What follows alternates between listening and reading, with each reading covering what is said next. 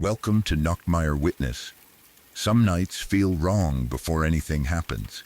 The air feels heavy, the room feels colder, and somewhere in the dark, you get the strange feeling that you are being watched. Tonight, you will hear stories from people who became witnesses to things they never expected to see. Some saw someone standing in the shadows. Some heard voices with no one nearby. Others found themselves in places that did not feel real at all. Before we begin, leave a comment and tell me where you are listening from tonight. And if you enjoy true scary stories with a slow, dark atmosphere, subscribe to Nachtmeier Witness. Get comfortable. The night has already begun.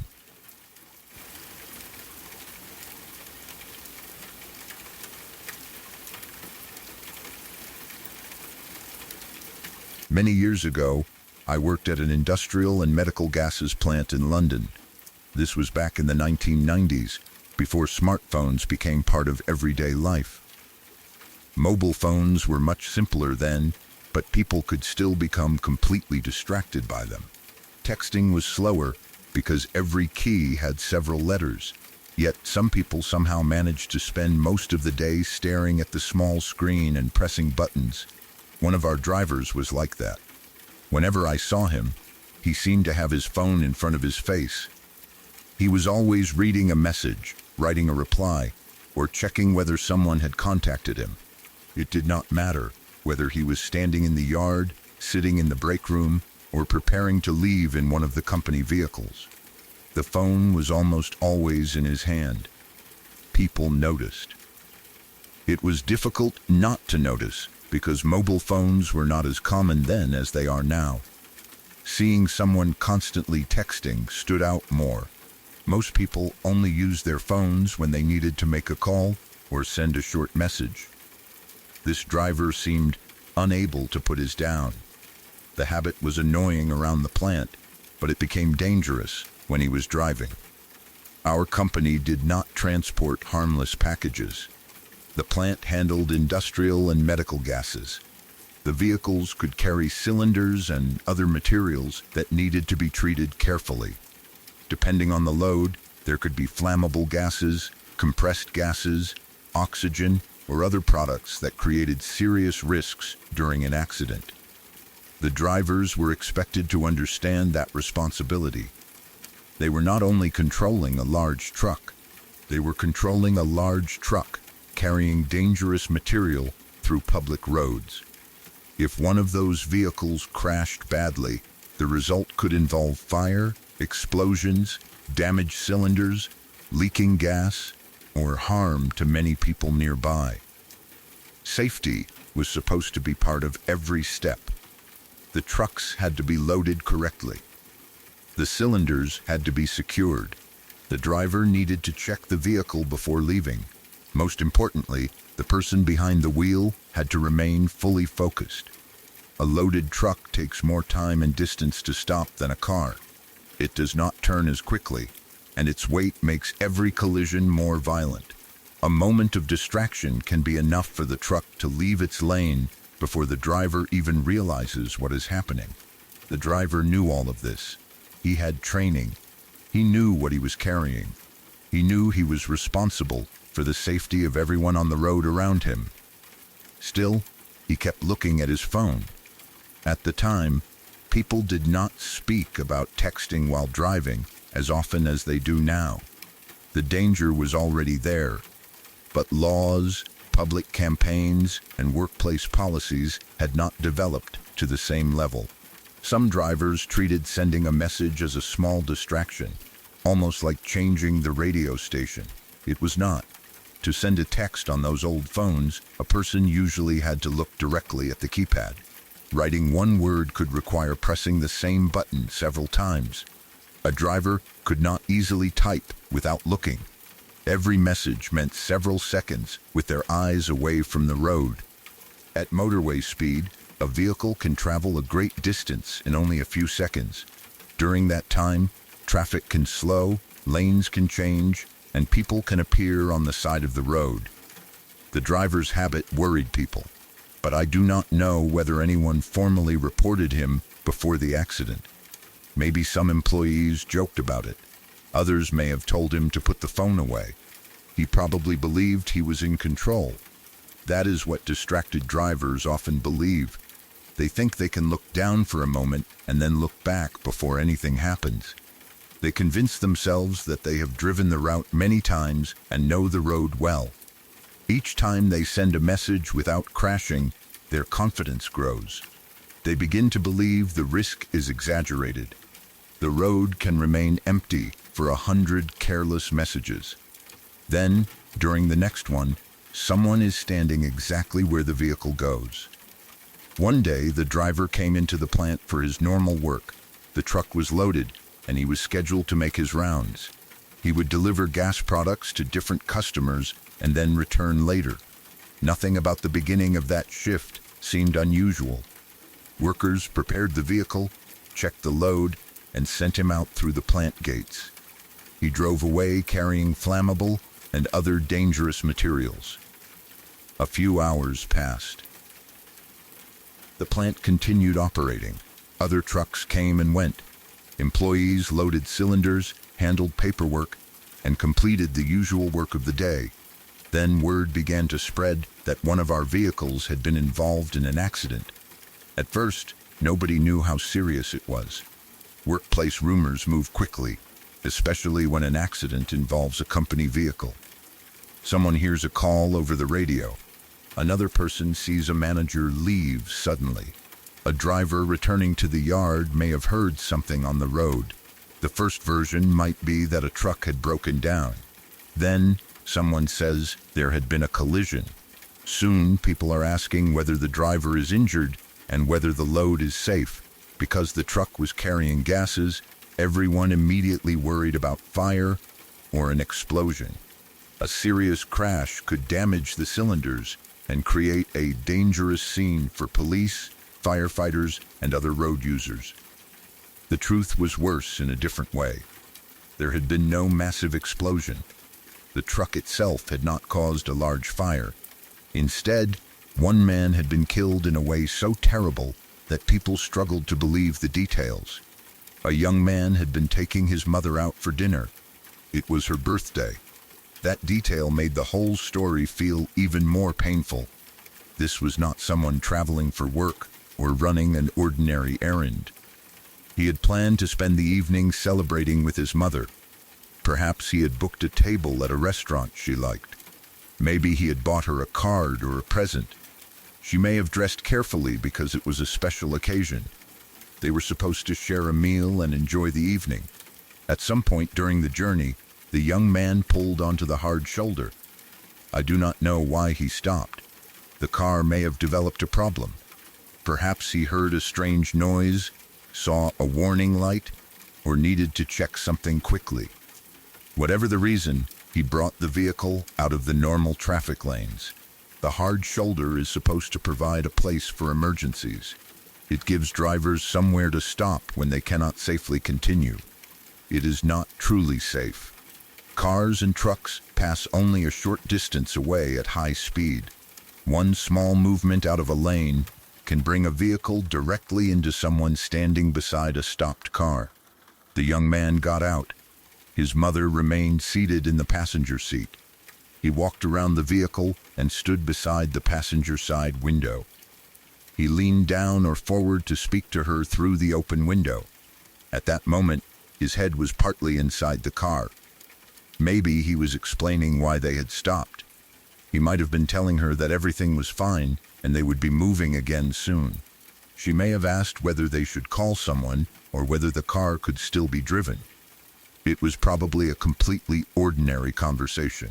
Neither of them knew that a truck was approaching from behind. Our driver was traveling at speed in a fully loaded vehicle. According to what we later heard, he was texting on his mobile phone. His attention was on the small screen instead of the road. While he looked away, the truck moved out of its lane and onto the hard shoulder. The young man's car was directly in front of it. There was very little time for anyone to react. The driver may have looked up only at the final moment. The truck struck the stopped car from behind, with enormous force. A large, loaded vehicle traveling at speed carries tremendous energy. The smaller car could not absorb the impact gently. It was pushed forward and crushed while the truck continued into it. The young man was standing beside the passenger window with his head inside. The collision caught his body and the car at exactly the worst possible angle. He was decapitated. His head landed in his mother's lap. It is difficult to imagine what that moment was like for her. 1 second, her son was leaning through the window and speaking to her. The next, the car was struck from behind with enough force to throw everything forward. There would have been the sound of metal crushing, glass breaking, and the truck hitting the back of the car. Then her son's head was in her lap. There was no time for her to understand or prepare. The person who had been talking to her only a moment earlier was suddenly dead. The birthday dinner never happened. Instead of sitting across from her son in a restaurant, she was trapped at the side of the road inside the wreckage of a car with a part of his body lying on her. The trauma of witnessing a loved one die is terrible under any circumstances. Witnessing it in that way must have been beyond anything most people could process. Emergency services arrived. Police closed the road and began investigating the collision. Ambulance crews came, but there was nothing they could do for the young man. Firefighters and recovery workers had to deal with the damaged vehicles and the dangerous load inside the truck. Because it carried gases, the area would have required extra care.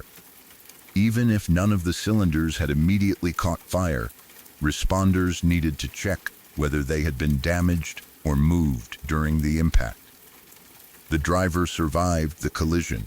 That meant he had to face what he had done. He had started the day as a company driver, completing his normal rounds. By the end of it, a young man was dead, a mother had witnessed something no parent should ever see, and police were investigating his phone use. I do not know exactly what he said at the scene. Distracted drivers sometimes first claim they lost control, became tired, or looked away for another reason. Investigators can examine mobile phone records and compare the timing of messages with the time of the crash. Witness statements, road marks, vehicle positions, and phone activity can show what happened even if the driver does not admit it immediately. From what we were told, it became clear that he had been texting. The behavior everyone had seen at work was now connected to a death. He had always had the phone in his face. He had probably sent messages while driving many times before. Nothing had happened on those earlier occasions, so he had continued. That day, the cost arrived all at once. When the details reached the plant, the atmosphere changed. People who knew the driver remembered every time they had seen him looking at his phone. Some probably said they had warned him. Others may have wondered whether they should have reported him more forcefully. It is natural to search for a moment when the disaster could have been prevented. What if someone had taken the phone from him before he left? What if a manager had suspended him after seeing him text behind the wheel? What if company policy had been stricter? What if the young man had remained inside the car instead of standing beside it? Those questions could continue forever. The main responsibility remained with the driver. He was operating a heavy truck at speed. He chose to look at his phone. The young man had stopped on the hard shoulder, where he believed he was outside the normal path of traffic. He could not have expected a company truck to leave its lane and strike him from behind. The driver was eventually prosecuted. He received several years in prison. The exact sentence is not the part I remember most. What mattered was that the court treated his actions as a serious crime. He had not intended to leave the plant that morning and kill someone, but intention did not erase responsibility. He knowingly did something dangerous. He understood that driving required attention. He understood that his truck was large and fully loaded. He understood that he was carrying flammable and other hazardous materials. Despite all that, he decided a text message was important enough to take his eyes from the road. The result was irreversible. Prison removed him from the road and punished him, but it could not restore the young man to his family. It could not erase the mother's memory. She would have to live with the last seconds of her son's life for as long as she survived. Birthdays that should have been celebrations may have become reminders of the crash. Restaurants, car journeys, motorways, and even the sound of a lorry passing could bring the memory back. The son had been taking her to dinner because he loved her and wanted to make the day special. That act of kindness became the setting for the worst experience of her life. The driver's family was affected too. They may have lost his income and had to visit him in prison. They had to live with the knowledge that someone they knew had killed a man because he would not put down his phone. But there was an important difference. The driver's family could still speak to him.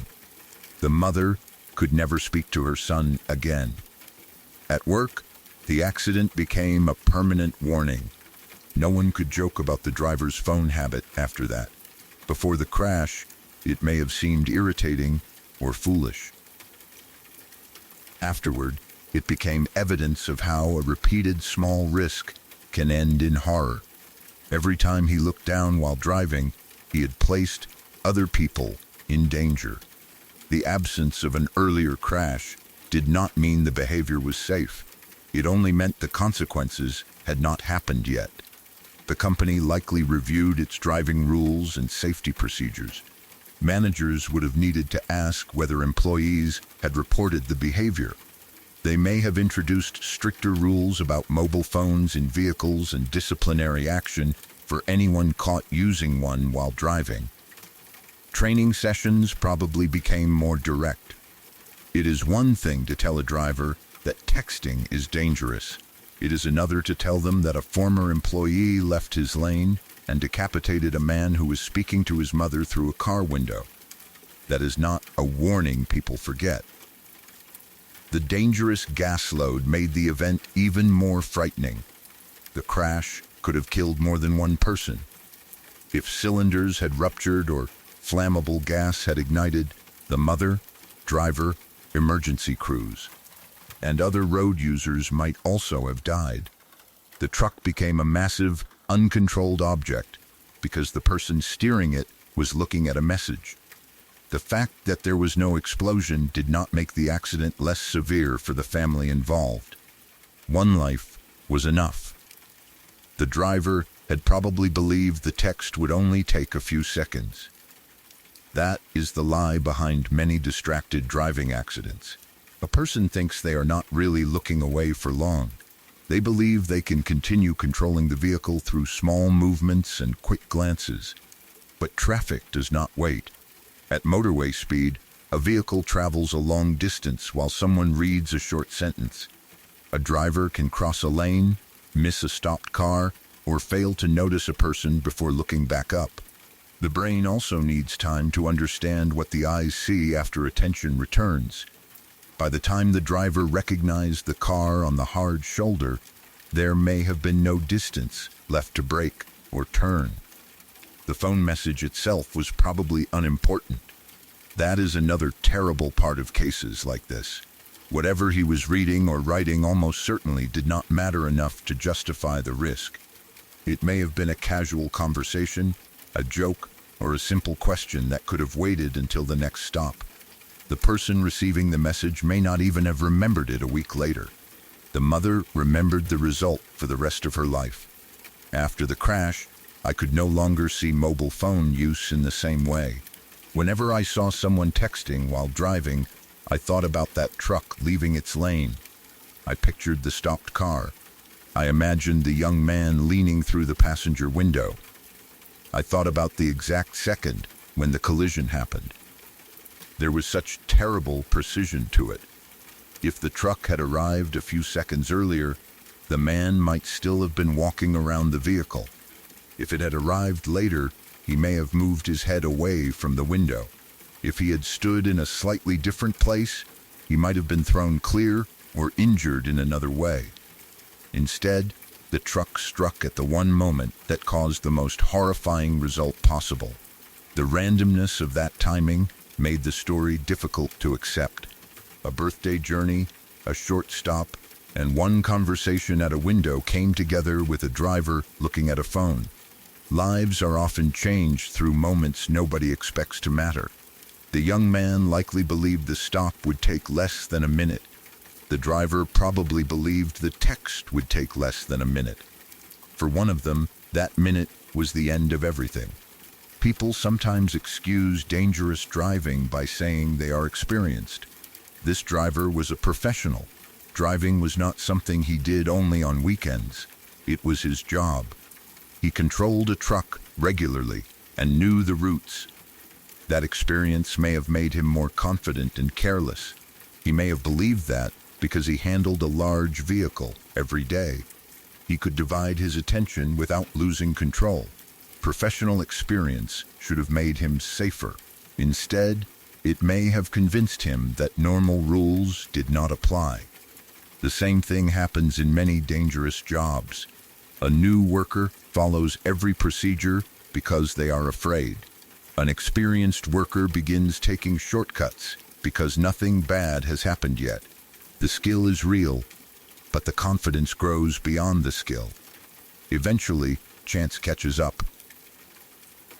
When I thought about the accident afterward, I also remembered seeing him at the plant with the phone in front of his face.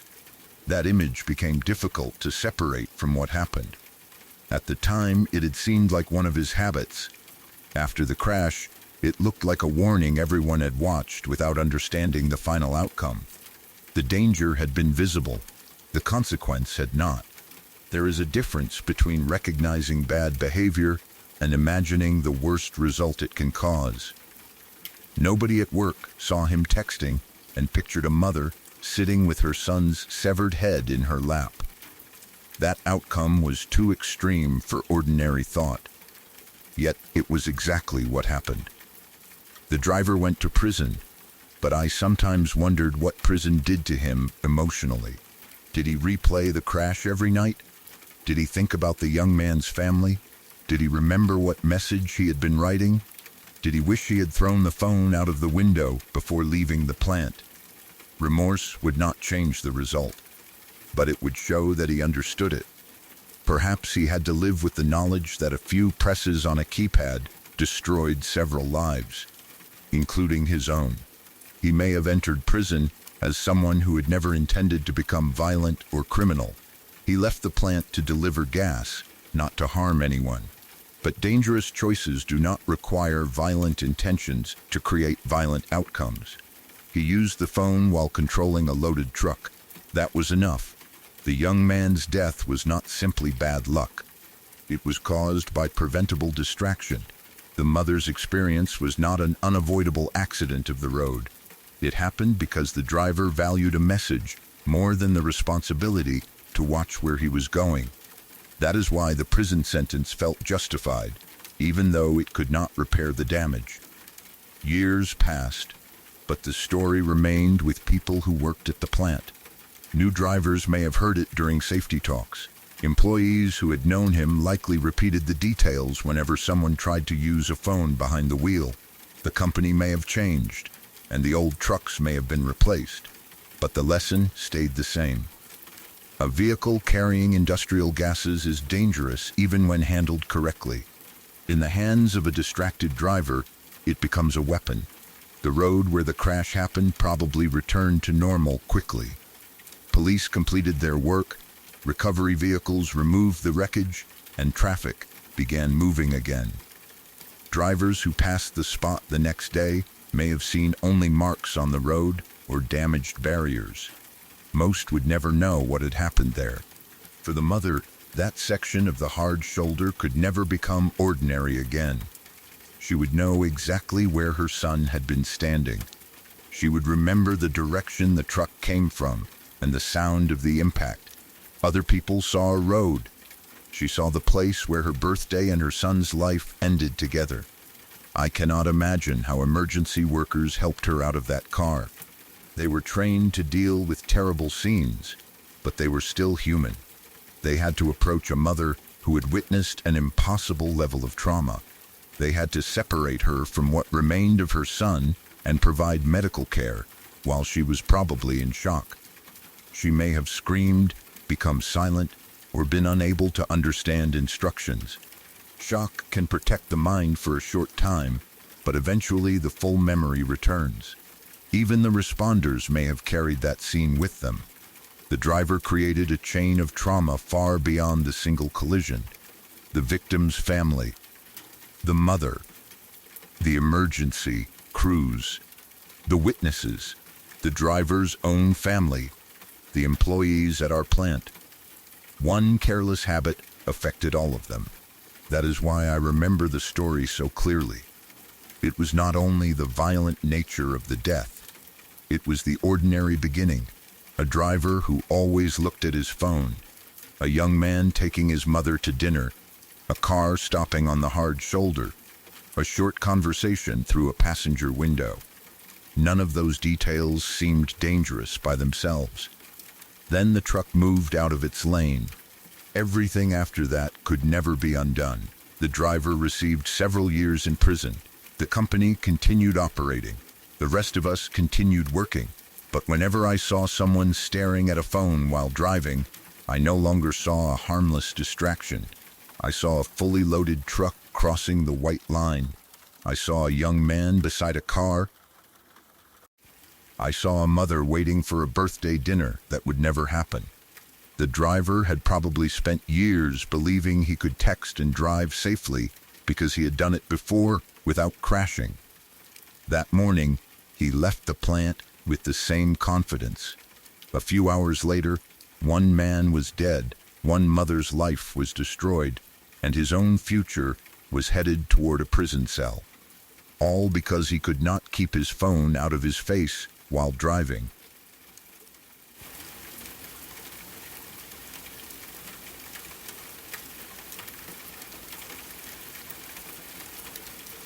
At the time, I was a teacher at a Title I school in the inner city.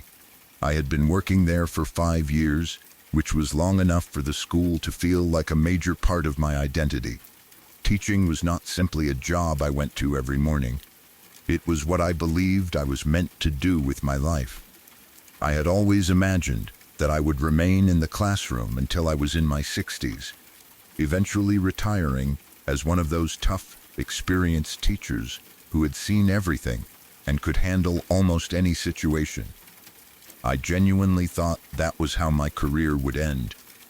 I pictured myself becoming the veteran teacher younger employees came to when they needed advice. I believed I would spend decades helping students, improving lessons, mentoring new teachers, and becoming better at the work every year. I did not expect to leave the classroom early, and I certainly did not expect one terrible experience to be the reason I never taught again. The students at our school came from difficult circumstances. Many families were living in public housing or depending on housing vouchers. A large number of students received free meals at school, and many households relied on food stamps and other forms of public assistance. The children were not responsible for the situation they had been born into, but their lives outside school often affected everything that happened inside it. Some students came to class hungry, exhausted, angry, or worried about things children should not have needed to think about. They might be dealing with violence at home, unstable housing, parents who were absent, or families that did not have enough money for basic needs. Many came from environments where adults had failed them repeatedly. Teaching in that kind of school required more than explaining a subject. You had to teach while also acting as a mentor, counselor, problem solver, and sometimes the only stable adult a student saw that day. You learned that a child's behavior often had a much deeper cause than simple disrespect. A student might sleep in class because they had been awake all night listening to adults argue. Another might become aggressive because anger was the only way they had learned to protect themselves. That did not mean teachers could allow every kind of behavior. Rules still mattered, and students still had to be held responsible for their actions. However, you learned to look beyond the surface. You understood that many of them started life with disadvantages that had nothing to do with intelligence or ability. I cared about those students. That was one reason I stayed at the school for 5 years. Teaching there was difficult, but I believed the work mattered. I could have tried to move to an easier school, but I felt useful where I was. By that point, I was no longer a new teacher trying to survive each day. I had built a strong professional reputation. I regularly received the highest possible evaluations. Administrators trusted my work, and my colleagues respected me. I mentored teachers who were just beginning their careers. I helped them plan lessons, manage difficult classrooms, and deal with the pressure that comes with standing in front of students every day. Early career teachers often arrived with strong ideas, but little understanding of how exhausting the job could be. I tried to give them the kind of support that helps a good teacher stay instead of leaving after the first difficult year. I also wrote curriculum for the district. That meant my work affected more than the students sitting in my own classroom. I helped create materials and plans that other teachers could use. I took that responsibility seriously because poorly designed curriculum makes an already difficult job even harder. I facilitated professional development sessions at work as well. I stood in front of other educators and shared strategies, ideas, and methods that had been successful in my classroom. It can feel strange teaching teachers, especially experienced ones, but I was trusted to do it. I had earned that position through years of strong work. I was not simply an employee whose name appeared on a schedule. I was a mentor, a veteran teacher, and someone the school depended on. Then 2 former students made accusations against me. I had taught both of them several years earlier, but I was not teaching either girl during the school year when the situation happened. They were not currently sitting in my classroom, and I had not been responsible for their grades or daily behavior that year. Still, they knew me because I had taught them before. The exact nature of the accusations is not something I need to repeat here. What mattered was that they were serious enough to threaten my reputation, career, and peace of mind. An accusation involving a teacher can spread incredibly quickly, even before anyone checks whether it is true. Teachers work in positions of trust. Parents send their children to school believing the adults there will keep them safe. Because of that, even a rumor can create immediate suspicion. A person can spend years building a respected career and then feel it begin to collapse after a few sentences. That was what the situation felt like. The anger came first, but fear followed closely behind it. I knew how easily people could hear an accusation and assume the worst. I thought about my evaluations, the curriculum work, the mentoring, and all the years I had given to the school. None of it felt strong enough to protect me.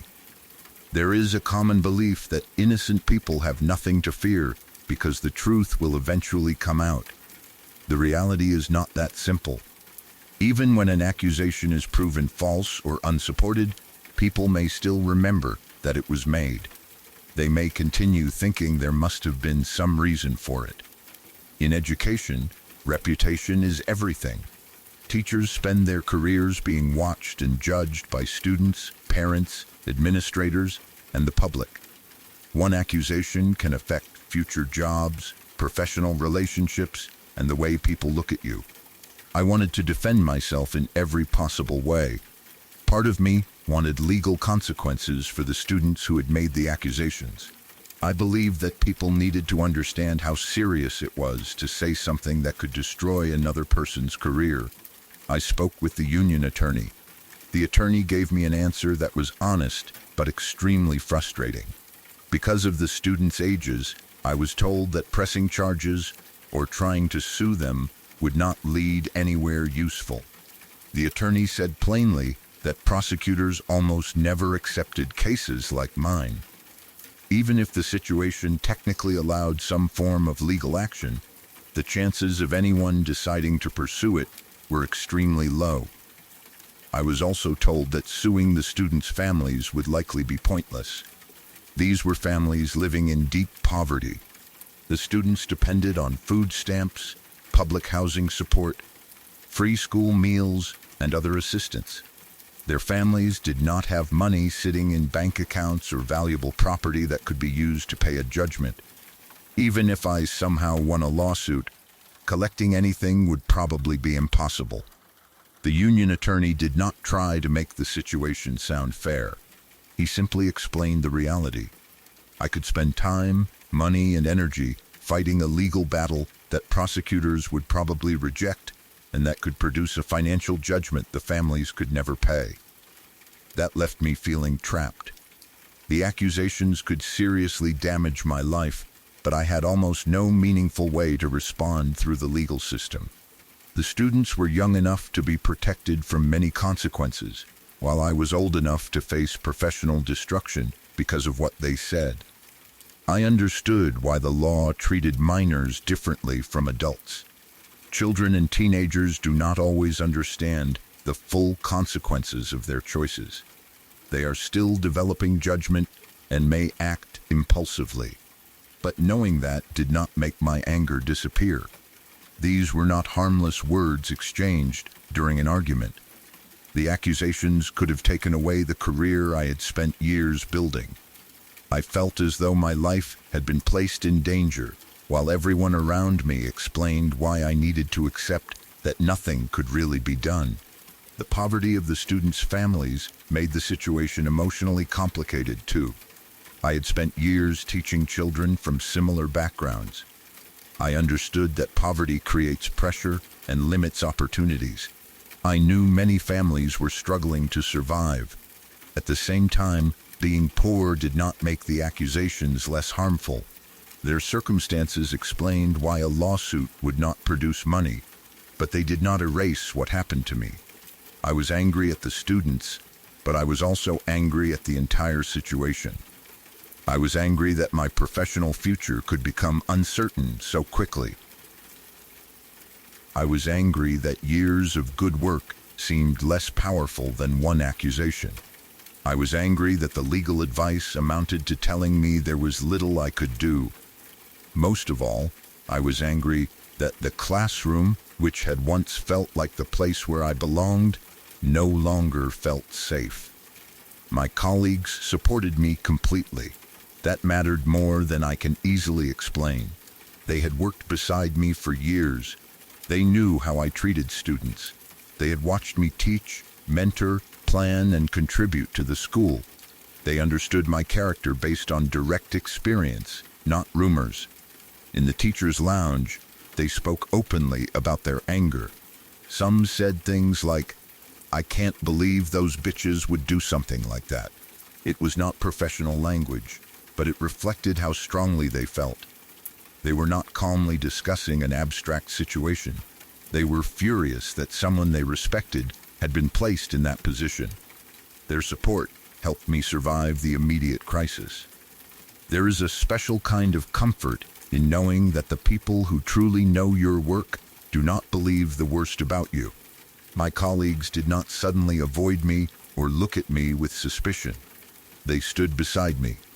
Some reminded me of everything I had accomplished. Others told me that the accusations did not change who I was. They understood that I had spent years giving more than the minimum to the school. I was the person helping new teachers. I was the person writing curriculum. I was the person asked to lead professional development. I was the teacher earning strong evaluations year after year. To them, the accusations did not match the person they knew. Their support was real, but it could not remove the anxiety. I still had to wake up every morning and wonder what would happen next. I still had to enter the building knowing people might be talking. Every conversation began to feel dangerous. Every closed office door made me wonder whether someone was discussing the case. Every phone call created tension. I became aware of things I had never worried about before. I wondered whether I should ever speak to a student alone. I questioned whether an ordinary classroom interaction could later be twisted into something harmful. Teaching requires relationships. Students need to feel that a teacher knows them, listens to them, and cares whether they succeed. But relationships also create vulnerability. A student can misunderstand something. A student can become angry after receiving a consequence. A student can repeat a story that changes as it moves from person to person. Before the accusations, I knew those risks existed, but I had not allowed them to control me. Afterward, they were constantly present in my mind.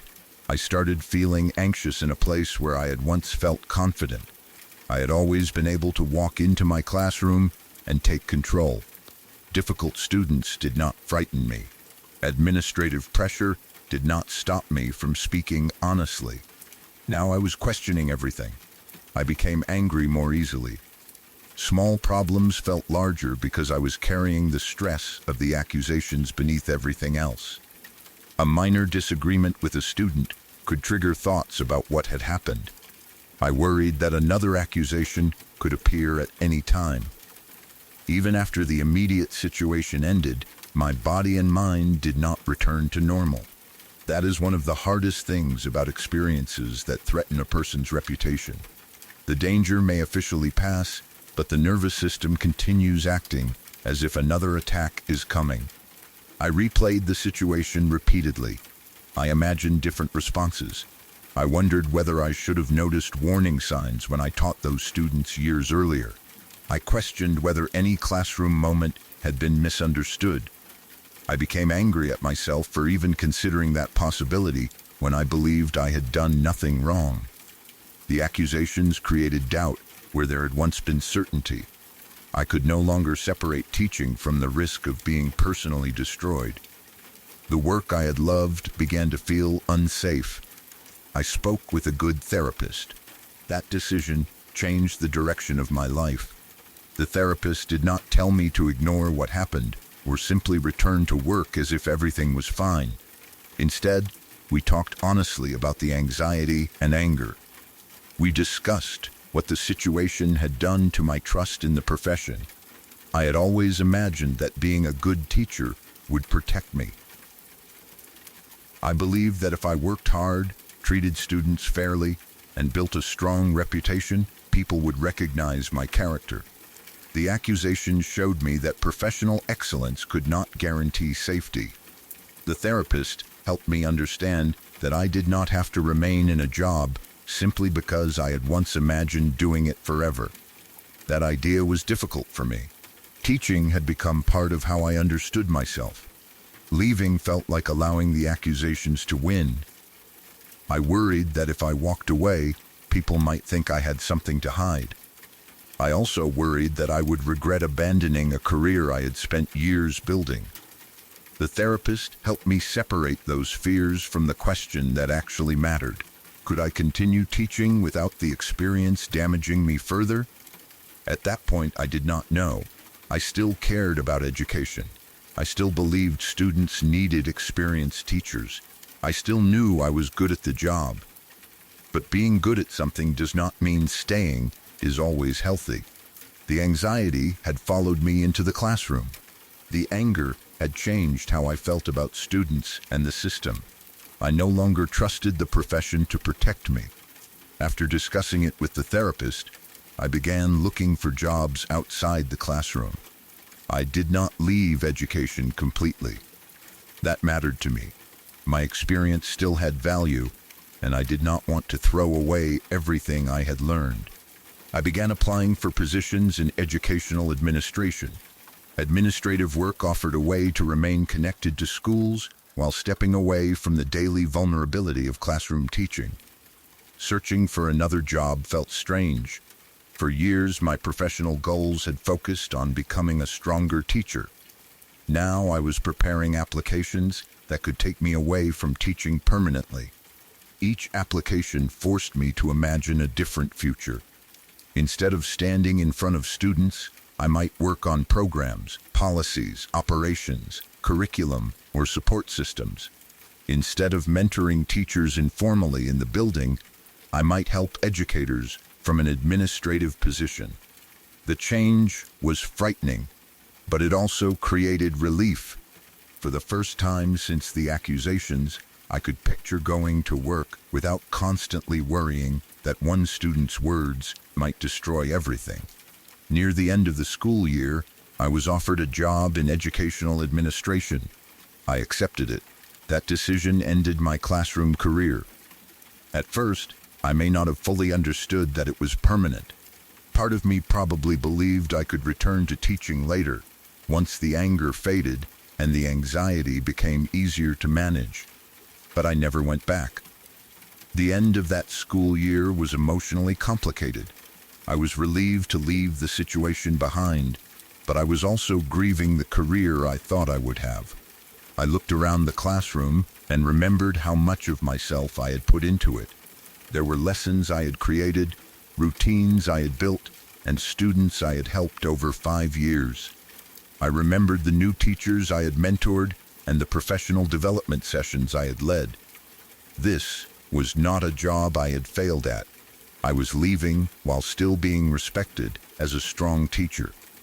That almost made it harder.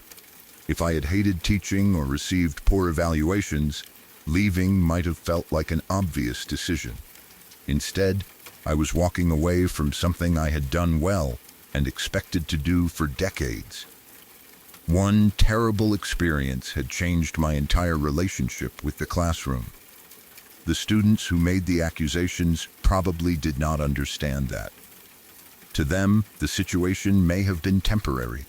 They said what they said, dealt with whatever immediate response followed, and continued with their lives. For me, the consequences reached much further. Their accusations did not only create a difficult few weeks, they changed my career. I left teaching. I entered administration. I abandoned the future I had imagined for myself. That does not mean they controlled every decision I made. I chose to leave, and the administrative job became a new professional path. But I would be lying if I said the accusations did not drive the decision. They were the reason I began looking outside the classroom. Without that experience, I probably would have continued teaching. I might still be there today, moving slowly toward the retirement I once imagined. Sometimes I think about the teacher I expected to become. I pictured someone in their 60s who knew every trick for managing a classroom. I imagined being the person younger teachers described as a legend. I thought I would become tougher, wiser, and more skilled with every year. I believed I would retire after a long career and look back at generations of students I had taught. Instead, my classroom career ended after 5 years at that school. 5 years was enough time to become a mentor and veteran in that building, but it was nowhere near the decades I had expected. The change still feels strange when I think about it. I was not driven out because I could not teach. I was not fired. I did not leave because students were too difficult or the workload was too heavy. I left because one experience destroyed the sense of safety I needed to continue. People often discuss why teachers leave the profession. They mention low pay, large classes, administrative demands, testing, disrespect, and burnout. All of those things are real. But another reason is the fear that one accusation can erase years of good work. Teachers are expected to build close, supportive relationships with students while also protecting themselves from every possible misunderstanding. They are supposed to care deeply but never become vulnerable. That is almost impossible. The legal advice made the situation even harder to accept. The attorney did not tell me the accusations were harmless. He simply explained that there was no useful legal response. The students were young. Prosecutors would probably refuse the case. The families had no money to collect even if I won a lawsuit. In practical terms, I had to absorb the damage and move on. That may have been legally realistic, but emotionally it felt unjust. There was no moment when someone officially restored everything the accusations had taken from me.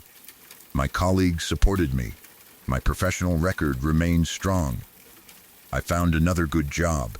Yet the classroom still became a place I could no longer enter with the same confidence. The students' poverty also complicated how people talked about the situation. I did not want their families' financial struggles used as proof that the students were bad people. Poverty does not automatically make someone dishonest or cruel. Most of the children at our school faced similar economic problems, and many were hardworking, respectful, and kind. But poverty also meant there was no realistic financial remedy. The attorney was not insulting the families when he explained that they had nothing to collect. He was describing the limits of the legal system. Winning a judgment against someone with no money would only produce a piece of paper. It would not repair my reputation or return my peace of mind. In the end, the most meaningful support came from the people who knew me. My colleagues did not need a courtroom to tell them what to believe. They had seen my work for 5 years. They knew how seriously I took teaching. Their anger in the teacher's lounge was crude, but it came from loyalty. They could not understand why former students would place me in such a situation. I appreciated that support, but I also knew I could not build the rest of my career only on the hope that coworkers would always believe me. I needed a work environment where I did not feel constantly exposed. Educational administration gave me that. The new role allowed me to use the skills I had developed without standing in front of a classroom every day. I still understood teachers because I had been one. I knew what policies looked like from the classroom side. I knew how decisions made in offices affected the person trying to teach 30 students at once. That experience made me valuable in administration. In that sense, the years I spent teaching were not wasted. The career changed, but the knowledge stayed with me. Over time, I built a different professional identity. I learned new responsibilities and found other ways to support education.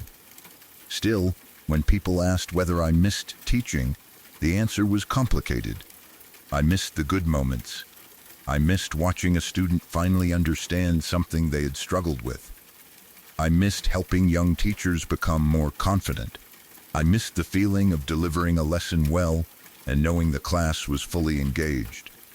I did not miss the vulnerability. I did not miss wondering whether a student's anger could turn into a career-ending accusation. I did not miss the anxiety that followed the incident.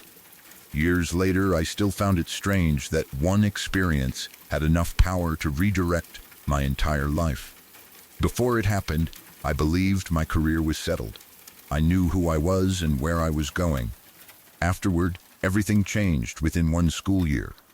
I began that year as a veteran teacher who expected to remain in the classroom for decades. I ended it by accepting an administrative job and walking away for good. I have not taught since. Sometimes I wonder what would have happened if the accusations had never been made. Would I still love teaching? Would I have become the older, experienced teacher I once pictured? Would I still be mentoring young educators from the classroom instead of administration? There is no way to know. Life does not show us the path we did not take. I only know that I was good at teaching. My evaluations proved it. My district work proved it. The trust of my colleagues proved it. The accusations did not erase those facts, but they did erase my willingness to remain in the classroom. That was the real loss. The students did not take away my ability to teach. They took away my belief that I could do it safely for the rest of my career. Once that belief was gone, the classroom never felt the same. The therapist helped me accept that leaving did not mean I was weak. It meant I understood what the experience had done to me and chose another path before the anger and anxiety caused even more damage. That was probably the healthiest decision I could have made. I built a new career. I stayed connected to education. I continued using the experience I had gained as a teacher. But the version of me who expected to retire from the classroom disappeared during that final year. I still think about that sometimes. I had imagined myself in my 60s, standing in front of students with decades of experience, still demanding their best and refusing to give up on them. I thought I would retire as a badass teacher. Instead, two former students made accusations. The legal system offered no meaningful path forward, and the stress pushed me into another part of education. One shitty experience was enough to drive me out of the classroom for good.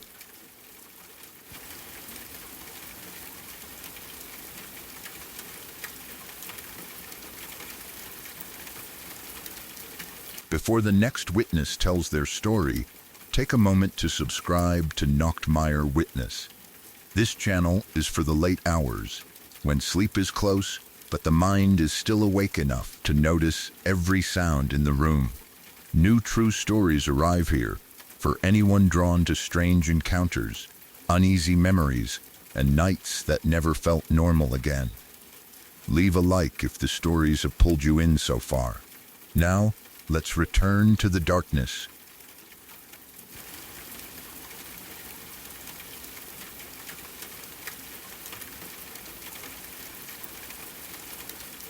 One of my long-term employees had a habit of arriving late. It did not happen every day, but it happened often enough that I began to expect an excuse whenever his shift started and he was not there. Sometimes he would arrive 20 minutes late. Other times it would be closer to an hour. He usually looked exhausted when he finally walked in, as if he had barely slept. He always had a reason. Sometimes he said his neighbors had kept him awake all night. He described loud music, shouting, doors slamming, and people moving around at ridiculous hours. Other times, he said he had been suffering from a migraine. He would arrive with tired eyes, complain about the light, and say he had spent most of the night unable to sleep because of the pain. His excuses sounded believable to me because they matched problems I understood personally. My wife suffers from migraines. I have seen what they can do to a person. They are not just normal headaches. A serious migraine can make someone unable to look at light, listen to noise, eat, think clearly, or even stand without feeling sick. My wife sometimes had to lie in a dark room and wait for the pain to pass. I knew that someone could wake up with every intention of going to work and then realize they could barely function. We had also experienced terrible neighbors. I knew how much damage people living nearby could do to your sleep and peace of mind. When someone is shouting late at night, playing loud music, moving furniture, or allowing visitors to come and go at all hours, there is not always much you can do. You can complain, but complaints do not always work. You can ask them to be quiet, but that can make the situation worse. You can call the authorities, but unless the noise is extreme, they may not take it seriously. I had spent nights staring at the ceiling because someone else had decided that nobody around them deserved to sleep. I knew the feeling of waking up angry, tired, and already behind before the day had even started. Because of that, I gave my employee the benefit of the doubt. He had worked for me for years. He was not a new person whose character I did not know. He understood the job, worked well when he was there, and usually completed his tasks without needing to be watched closely.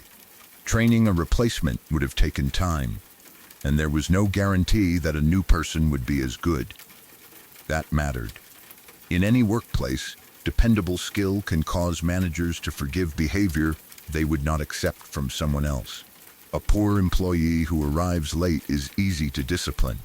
A good employee creates a more difficult problem. You know the lateness is unacceptable, but you also know the business runs better when that person is present. He was good at his job. That fact protected him again and again. When he came in late and apologized, I believed him. Or perhaps I wanted to believe him because believing him allowed everything to continue. I could accept that he had a difficult night, remind him to try to arrive on time, and then send him to work.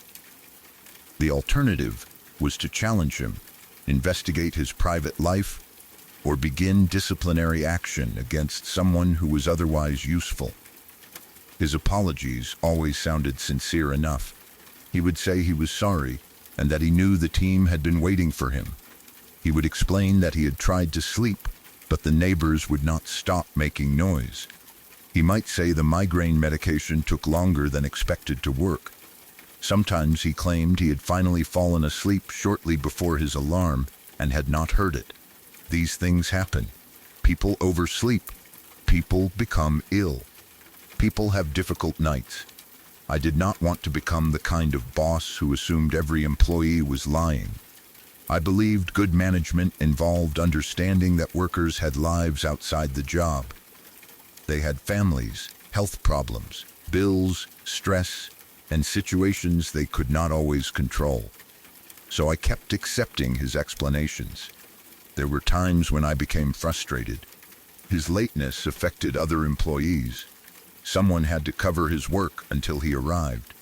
People who showed up on time noticed that he often did not, and they sometimes questioned why nothing serious seemed to happen to him. I understood their frustration. If one employee is repeatedly allowed to arrive late, everyone else may begin to feel that the rules are not equal. The people who make an effort to arrive on time feel foolish, while the person causing the problem keeps receiving another chance. I spoke to him more than once. I told him that I understood his circumstances, but that the lateness could not continue. He promised to improve. For a while, he usually did. He would arrive on time for several days or even a few weeks, and I would begin to believe the issue had been solved. Then it would happen again. Another migraine. Another night of noisy neighbors. Another alarm he had slept through because he was exhausted. The pattern continued for years. Looking back, that is difficult to admit. At the time, I saw each incident separately. One late morning did not feel connected to the one from 3 weeks earlier. Each excuse seemed possible on its own. Over time, however, the separate excuses formed a clear pattern. He was regularly staying awake all night. He was arriving at work exhausted because of it. I knew that much. I simply believed the reason he gave me. There were probably signs I missed. He sometimes looked more than tired. He looked drained, distracted, and disconnected. He might take longer to begin a task or need more coffee than everyone else. Some mornings, he seemed as if he had spent the night staring at a screen rather than trying to sleep. But many people look like that at work. Employees stay up too late watching films, playing games, arguing with family, or worrying about money. Being tired does not automatically mean someone is doing something criminal. I had no reason to imagine the truth. Nothing about the way he worked suggested it. He interacted with coworkers normally. He did not say anything openly disturbing. He was not someone I viewed as dangerous. He was simply a long-term employee with poor timekeeping and a collection of excuses I understood. That was why the day he failed to arrive did not immediately seem unusual. His shift started, and he was not there. I checked the time and assumed he was running late again. Maybe the neighbors had kept him awake. Maybe he had another migraine. Maybe he had slept through his alarm. I waited. After some time passed, I tried contacting him. There was no answer. That was more unusual. Even when he was late, he normally sent a message, called, or answered when someone tried to reach him. He knew he had a responsibility to explain where he was. I called again. Still nothing. I sent a message asking him to contact me as soon as possible. No response. The first hour passed. Then, another. My frustration began to change into concern. I wondered whether he was seriously ill. Migraines can be severe, but he had never completely disappeared before. Maybe he had collapsed. Perhaps he had been taken to hospital or had an accident on the way to work. I considered contacting someone who knew him or asking another employee whether they had heard anything. At the same time, the workplace had to continue. His tasks still needed to be covered. Other employees were asking whether he was coming in, and I had no answer. I remember feeling annoyed because this seemed like the final and worst version of the same problem. After years of excuses and late arrivals, he had now failed to show up completely. Then the police arrived. Seeing police officers enter a workplace creates an immediate feeling that something serious has happened. My first thought was that they were there because he had been injured or found dead. They asked to speak with me. They told me that his home had been raided at dawn. He had been arrested. The reason was that he was accused of downloading and distributing child sexual abuse material. For a moment, I did not understand the words. The employee I had known for years, the person whose lateness I had excused and whose work I had trusted, had been arrested for something so vile that my mind did not want to connect it to him. The officers explained enough for me to understand that this was not a minor misunderstanding. His home had been searched early that morning as part of an investigation. They had taken him into custody, and he would not be coming to work. The neighbors had not been keeping him awake. Migraines had not been the main reason he looked exhausted. He had been staying awake at night, downloading and distributing abusive images and videos involving children. Then he had come to work tired, apologized, and allowed me to believe whatever explanation was easiest to accept. The first feeling was shock. The second was disgust. Then came anger. I thought about every late arrival and every conversation where I had shown him sympathy. I remembered telling him I understood because my wife suffered from migraines. I remembered sharing that we also had difficult neighbors. I had taken real problems from my own life and used them to excuse his behavior. He had listened and allowed me to do it. Maybe he had even chosen those excuses because he knew I would understand them. That possibility made the betrayal feel even worse. I had believed I was being a fair and compassionate employer. I had tried not to punish someone for health problems or circumstances outside his control. In reality, my understanding had protected a man who was spending his nights involved in the exploitation of children. I felt sick when I thought about what he had been doing while I imagined him lying awake because of noise or pain. He would arrive tired, and I would think he had suffered through another difficult night. The truth was that his exhaustion came from choosing to stay awake and take part in something deeply criminal and harmful. The material he downloaded was not harmless content existing separately from real life. Every image or video involved a real child who had been abused. Distributing it meant helping that abuse continue. It meant passing the child's suffering from one person to another so strangers could consume it repeatedly. That was who I had employed. It did not matter that he worked hard during the day. It did not matter that he knew his job well. It did not matter that he had been with the business for years. The person I thought I knew had been hiding something monstrous. I began questioning everything. Had he ever used workplace computers?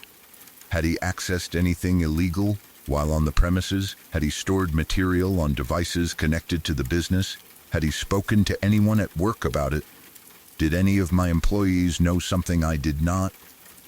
The police may have had similar questions. Depending on his access and role, they needed to know whether the investigation could involve the workplace. I cooperated. I gave them whatever information they required about his employment, schedule, and responsibilities. If they needed records or access to equipment, there was no question that I would help. The idea that any part of his criminal activity might have touched my workplace was terrifying. I also had to think about the other employees. News like that does not remain private for long. People saw the police. They knew he had not arrived. Soon, they learned why. The reactions were similar to mine. Shock, disbelief, disgust. Some people had worked beside him for years. They had spoken with him, shared breaks, complained about work, and possibly trusted him as a friend. Now they had to understand that the man they knew at work was connected to material showing the abuse of children. Some employees immediately remembered strange things he had said or done. That often happens after a person is exposed. Ordinary moments are pulled from memory and examined for hidden meaning. Someone might remember that he was private about his computer use. Another person might recall a joke that now seemed uncomfortable. Someone else might say they had always felt something was wrong with him. I did not know how much of that was genuine memory and how much was the mind trying to create warning signs after the truth became known. Before the arrest, nobody had come to me with a serious concern of that kind. If they had, I would have acted. The problem was that people who hide crimes often become skilled at appearing normal. They build routines, maintain jobs, and create explanations that prevent others from looking too closely. He had done exactly that. He was the tired employee with migraines and bad neighbors. That story was believable enough to protect the real reason for his behavior. I kept returning to the fact that he was good at his job. I had allowed that to influence me too much. Because his work was valuable, I had tolerated repeated lateness. If he had performed poorly, I probably would have disciplined him sooner or dismissed him. His ability made me patient. That patience was not responsible for his crimes. I knew that logically. I had not caused what he did, supported it knowingly, or had any reason to suspect it. Still, I felt foolish. For years, I had accepted apologies from a man who was not simply careless about sleep. He was choosing to stay awake while engaging in criminal behavior involving children. Then he would walk into my workplace, appear exhausted, and continue his normal life. The separation between those two versions of him disturbed me. During the day, he could be competent, polite, and useful. At night, he was doing something that revealed a completely different person. Which one was the real man? Both were. That was the uncomfortable answer. People often expect someone who commits a terrible crime to look obviously evil. They imagine a person who behaves strangely, cannot hold a job, and makes everyone around them uncomfortable. Reality is not always like that.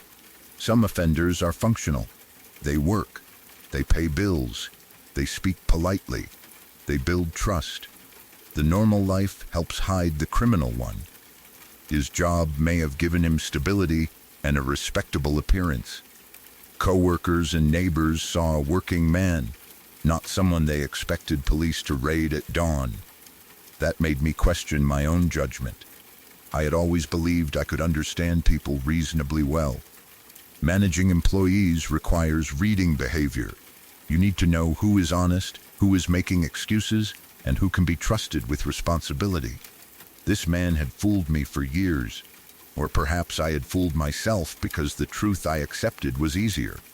The neighbor and migraine excuses fit experiences I already understood.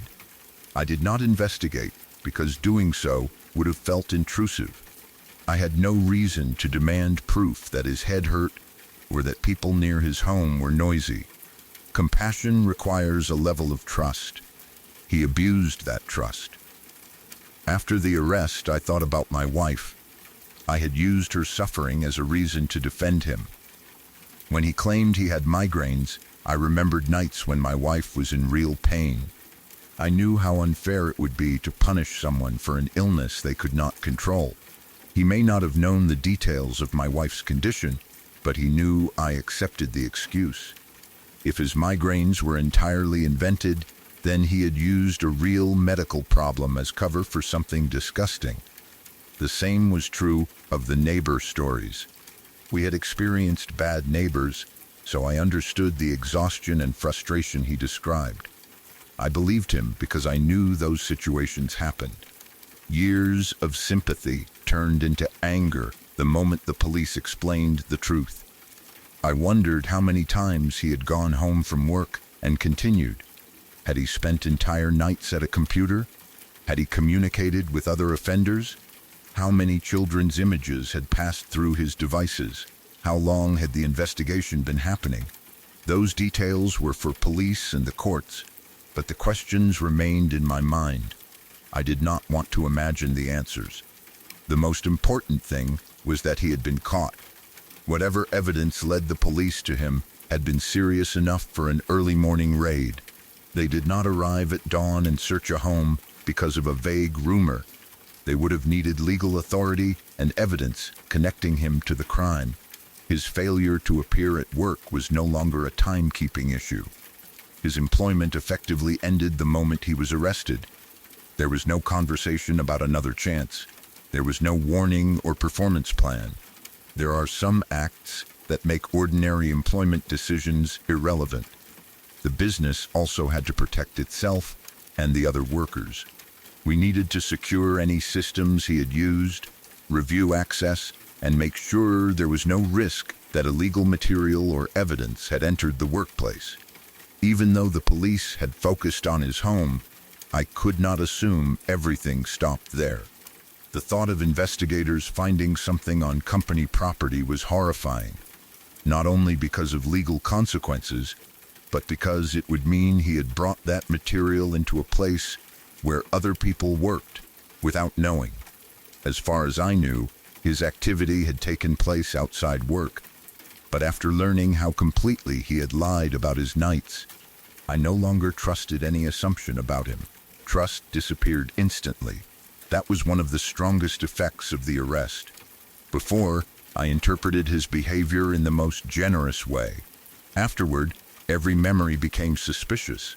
The coffee he drank because he was tired, the days he seemed distracted, the times he used his phone privately, the moments he left quickly at the end of a shift. None of those things proved anything by themselves. Still, they became connected to the hidden life we now knew existed. The workplace felt different after he was gone. His station or desk was empty. His tasks had to be reassigned.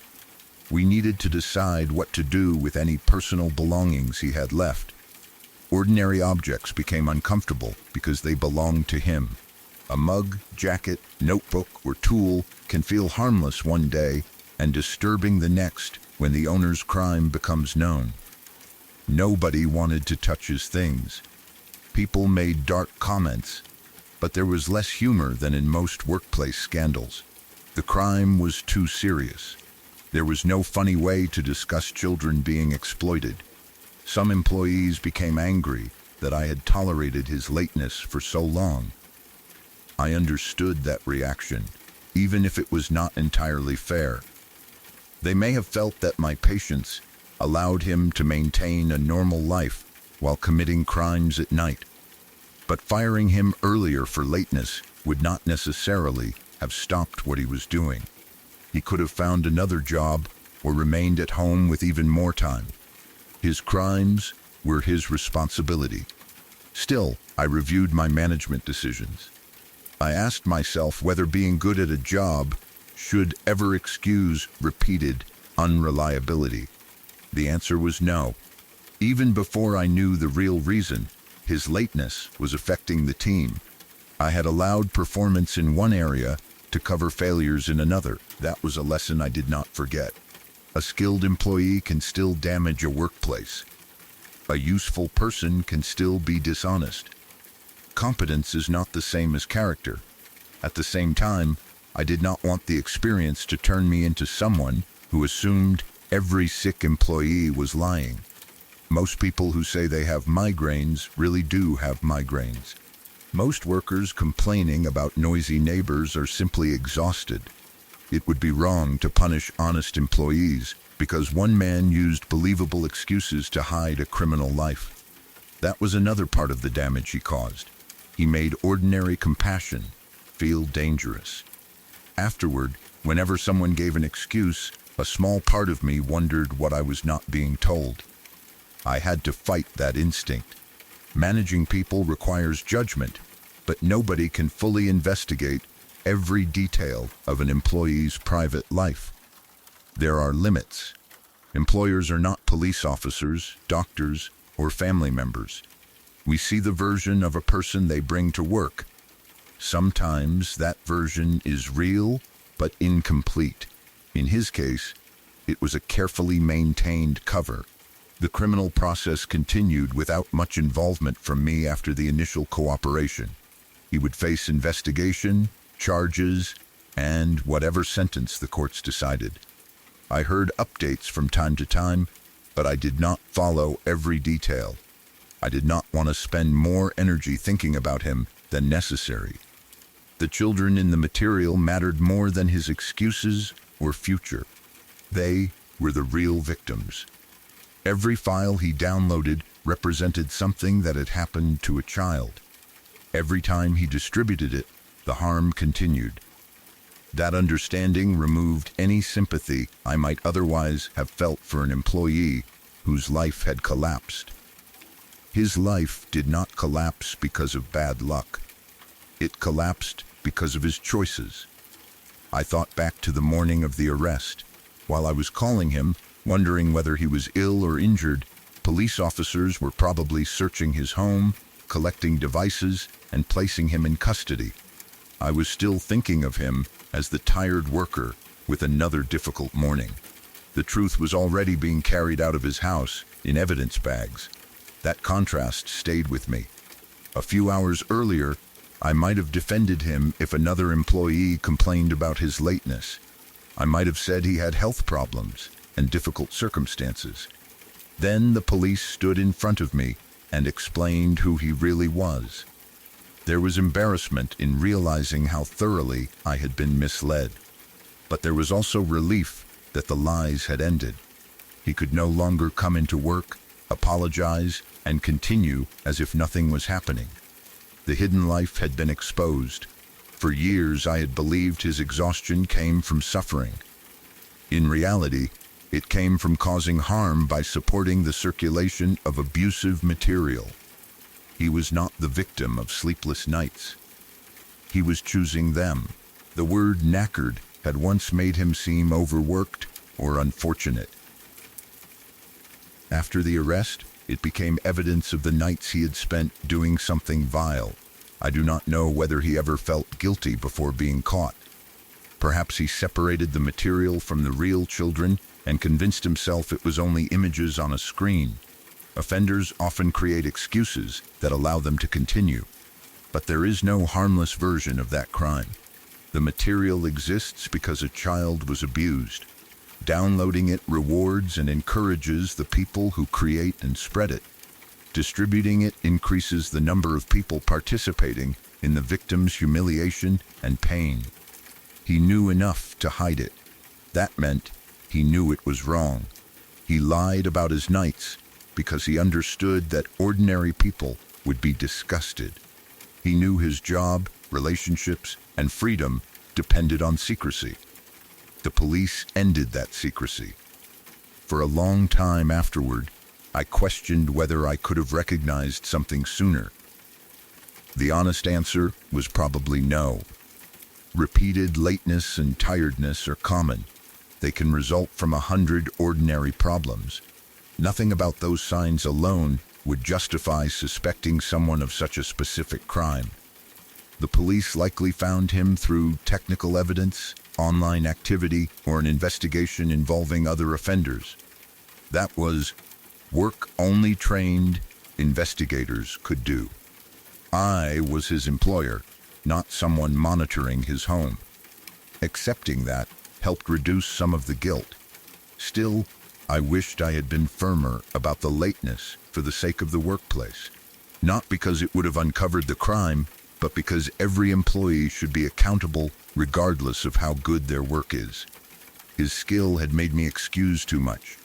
He worked hard once he arrived, so I accepted years of apologies. That was the reason he remained with me so long. When people asked what shocked me most, it was not only the nature of the arrest, it was how normal he had seemed. He was not a stranger lurking somewhere far away. He was a person I had spoken to regularly. I had listened to his problems. I had accepted his explanations. I had trusted him with work and defended him when his lateness became frustrating. Then police officers arrived and told me that while I thought he was suffering from migraines or noisy neighbors, He was spending his nights downloading and distributing child sexual abuse material. The excuses suddenly looked different. Every apology felt like part of the lie. Every time I had shown understanding, he had accepted it without telling me the real reason. I felt used. Compassion had become something he could hide behind. That was difficult to forgive.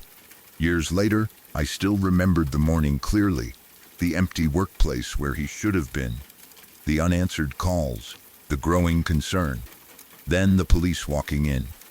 Within a few minutes, my understanding of a long-term employee disappeared. The man I thought I knew had never fully existed. There was only the version he had shown us, and the hidden version the police found. The skilled worker was real. The polite apologies were real words. The exhaustion was real. But the reasons were lies. He had spent years arriving late and tired, claiming migraines and bad neighbors, while doing something far worse than any of us could have imagined. And because he was good at his job, I kept accepting the excuses.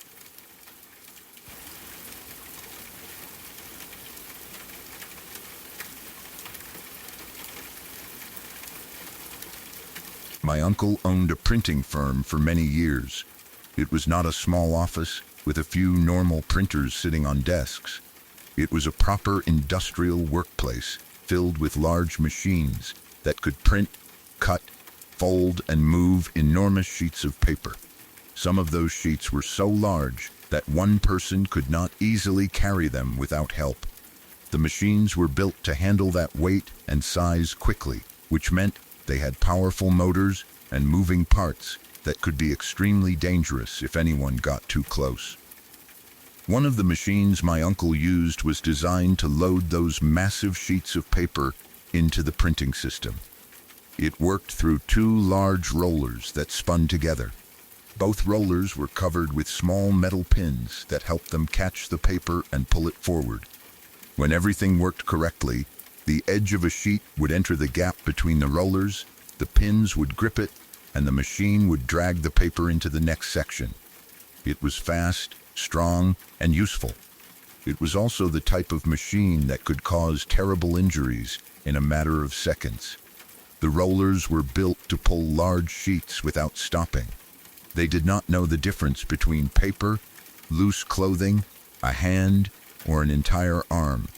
Once something entered the space between them, the machine would continue dragging it inward until someone shut it down. Anyone working near the machine was supposed to keep their hands away from the rollers while they were moving. If a sheet became stuck or stopped feeding correctly, the safe procedure was to turn off the machine completely before trying to fix the problem.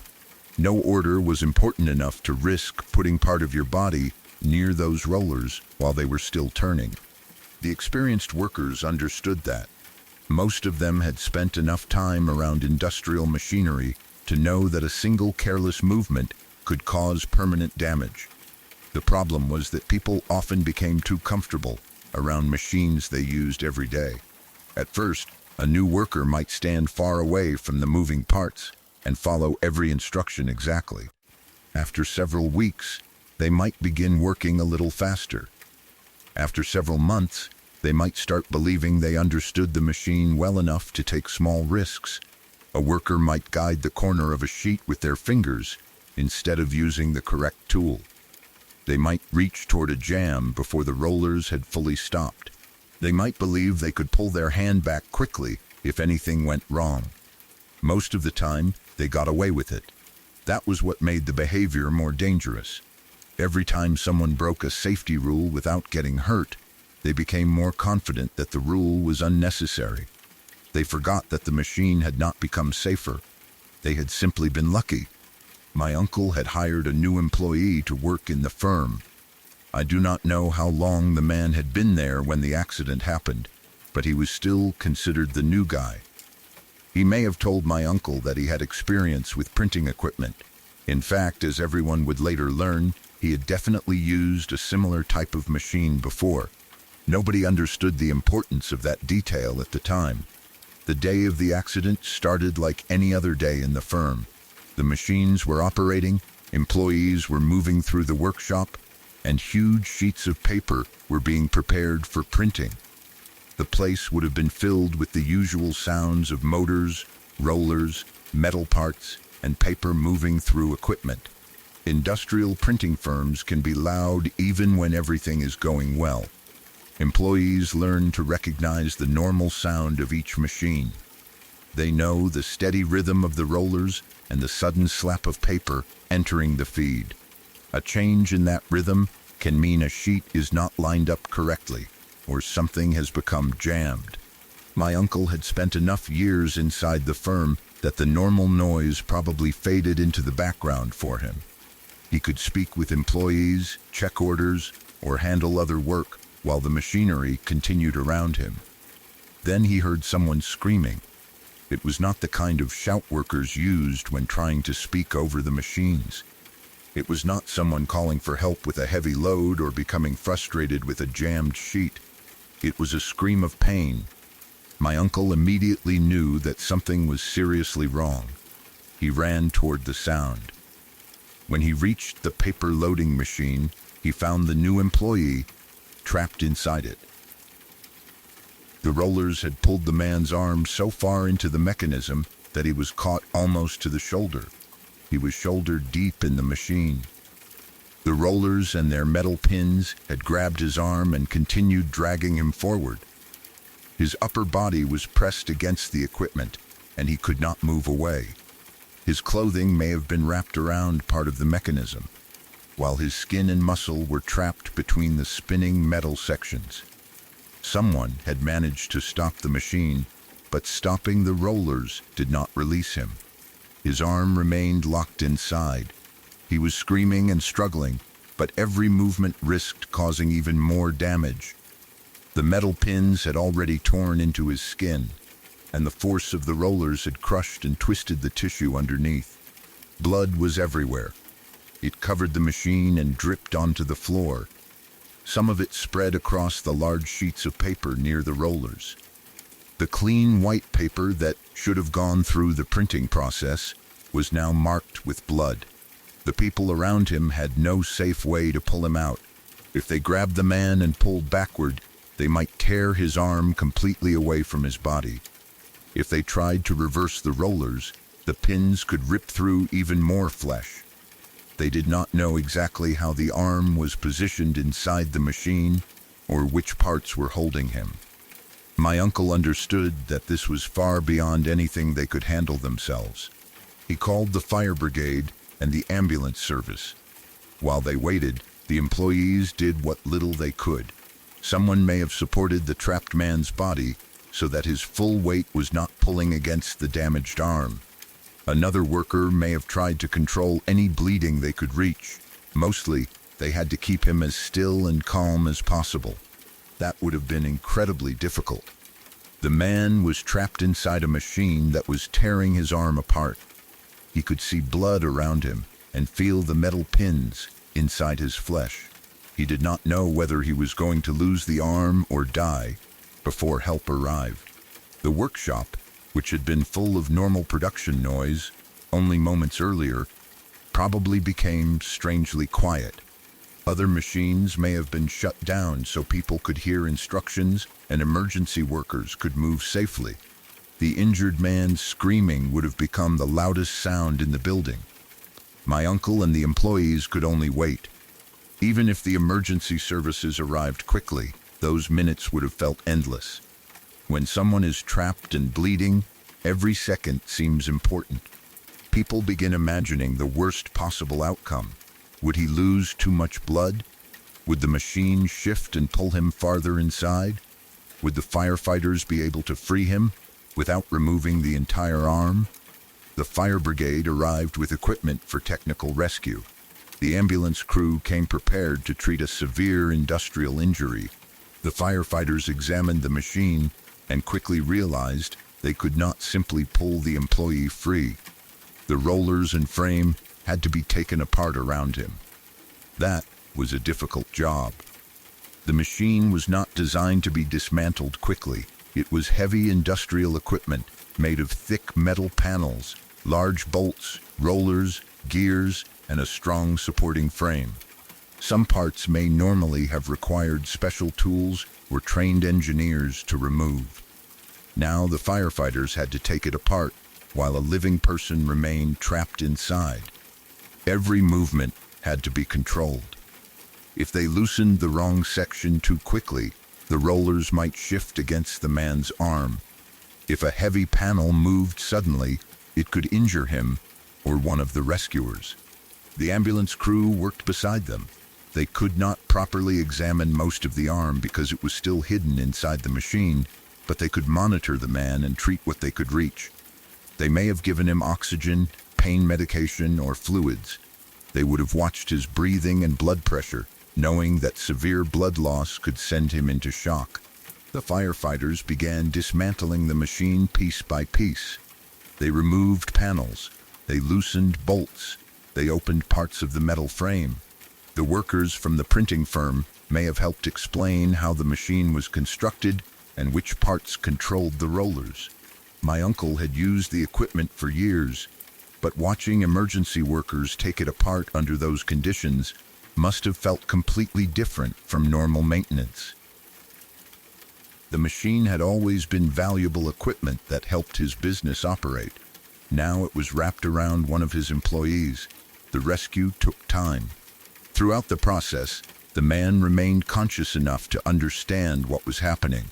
The firefighters likely spoke to him, explaining when they were going to move a section and asking him not to struggle. The pain must have been extreme. His arm was not simply stuck. The metal pins had torn through the skin and muscle. The rollers had crushed and twisted everything they caught. Every time the rescuers moved part of the machine, the damaged tissue may have shifted against the metal. Eventually, the firefighters created enough space between the rollers and the frame to release him. The moment his arm came free, everyone could finally see the full extent of the injury. It was badly ripped apart. The pins had left deep tears across the arm. Skin and muscle had been crushed, stretched, and pulled open. Blood covered nearly everything around the injury. It did not look like a clean cut that doctors could easily close. It looked as though the machine had tried to chew the arm. The ambulance crew immediately began treating the wounds. They controlled the bleeding as well as they could and protected the damaged limb before moving the man onto a stretcher. He needed emergency surgery. The doctors would have to determine whether the blood vessels, nerves, muscles, and bones could be repaired. Even if the arm remained attached, there was a serious risk that it would never work normally again. The man had been pulled in almost to the shoulder. Damage that high on the arm could affect everything below it. He might lose movement, strength, or feeling in his hand and fingers. There was also the risk of infection. The machine's pins and rollers would not have been clean enough to enter a human wound. They could carry paper dust, grease, oil, ink, and dirt deep inside the torn tissue. The man's condition was serious, but he was alive. For a moment, everyone focused on getting him ready for the ambulance. Then, someone noticed that he appeared to be missing a finger. The arm was covered in blood, and the damage made it difficult to see everything clearly. Still, someone looked at his hand and realized one of the fingers was not there. That created another emergency. A severed finger can sometimes be reattached if it is found quickly and taken to the hospital in the correct condition. The medical team needed to know whether the finger had been torn off during the accident and where it had gone. People immediately began searching. They looked inside the machine. They checked between the rollers and around the metal pins. They searched beneath the equipment and through the bloody sheets of paper on the floor. Parts of the machine had already been removed during the rescue, so people examined those as well. The finger might have been caught on a pin, crushed between the rollers, or carried farther into the mechanism. Nobody wanted to waste time. If the finger was still inside, every minute reduced the chance that surgeons could successfully reattach it. The scene must have looked completely chaotic. The machine was partly dismantled. Tools and heavy panels were scattered across the workshop. Blood covered the paper and floor. Firefighters and ambulance workers were moving around the stretcher. Employees were searching through everything for a missing human finger. They may have checked the man's clothing or asked whether he felt where the finger had been torn off. Someone may have been preparing a clean container or bag in case the missing digit was found. Then, the injured man stopped them. He told them not to worry about the finger. Everyone must have looked at him. He explained that the finger had not been lost in this accident. He had lost it the last time he used one of those machines. For a moment, nobody knew how to respond. The urgent search ended immediately. The finger was not inside my uncle's machine. It was not beneath the rollers, mixed with the bloody paper, or caught somewhere in the dismantled frame. It had been missing before the employee started working there. The new guy had already suffered a serious accident involving the same type of machine. He had lost a finger during that earlier accident. Now, he had nearly lost the rest of his arm. The final revelation changed the whole story. Everyone had assumed that because he was new to the firm, he may not have understood the danger. Instead, he understood it better than most people. He had already experienced what those rollers could do to a human hand. Every time he looked at the missing finger, he had a permanent reminder of the first accident. Yet he had somehow ended up shoulder deep in another machine built with the same type of dangerous rollers. The people around him must have been stunned. Some may even have laughed nervously because the timing of his statement was so strange. It was not that the situation was funny. His arm was badly damaged, and the entire workshop was covered in blood. But everyone had been desperately searching for a finger that had been gone for years. The man's calm explanation sounded almost like a dark joke. "Don't worry about the finger. That's what happened the last time I used one of those." The sentence also raised serious questions. Why had he repeated the same kind of dangerous mistake? Had he reached toward the rollers while the machine was running? Had his clothing become caught? Did he believe his previous experience made him more capable of handling the machine safely? Perhaps he had worked around similar equipment for years and become comfortable again. The first accident may have frightened him at the time, but fear can fade. A missing finger becomes part of a person's everyday life. After enough years, the pain and panic of the original event may no longer feel immediate. He may have convinced himself that the first accident had been bad luck. Maybe he believed it could never happen twice. Industrial machines do not care whether someone has been injured before. They do not recognize experience or understand second chances. If a hand, sleeve, or arm enters the rollers, they pull it in exactly the same way every time. The man was taken to hospital. I do not know the full outcome of his injuries. The doctors may have managed to save the arm, but saving a limb does not always mean restoring it completely. He could have needed several operations to clean the wounds and repair the damaged tissue. Torn nerves and muscles can take a long time to heal, and some never recover fully. He may have been left with limited movement or constant pain. There was also a real chance that part of the arm had to be removed if the damage was too severe. Whatever the final result, he had survived an accident that could easily have killed him. If the machine had continued pulling for a few more seconds, it might have dragged in part of his chest, neck, or head. The fact that someone heard the screaming and stopped the equipment quickly may have saved his life. After the ambulance left, my uncle and the other workers were left inside the damaged printing firm. The machine had been dismantled during the rescue. It could not simply be turned on again. Engineers would need to inspect it, rebuild the removed sections, and make sure it was safe. The workshop also required a serious cleanup. Blood had entered the rollers and covered parts of the frame. It had soaked into sheets of paper and spread across the floor. Industrial equipment has many narrow gaps and hidden spaces where blood can collect. Everything had to be cleaned carefully and treated as a health risk. The physical cleanup was only one part of the problem. The people who witnessed the accident had to return to work around the same kind of machinery. They had heard the screaming. They had seen the new employee trapped almost to the shoulder. They had watched firefighters take apart the machine while blood continued coming from his arm. They had seen the torn flesh when he was finally released. Even after the floor was cleaned and production restarted, those memories would remain. A worker standing near the rollers might suddenly hear the scream again in their mind. Someone guiding a large sheet into the machine might pull their hands back more quickly. The safety rules would no longer feel like boring instructions written by someone in an office.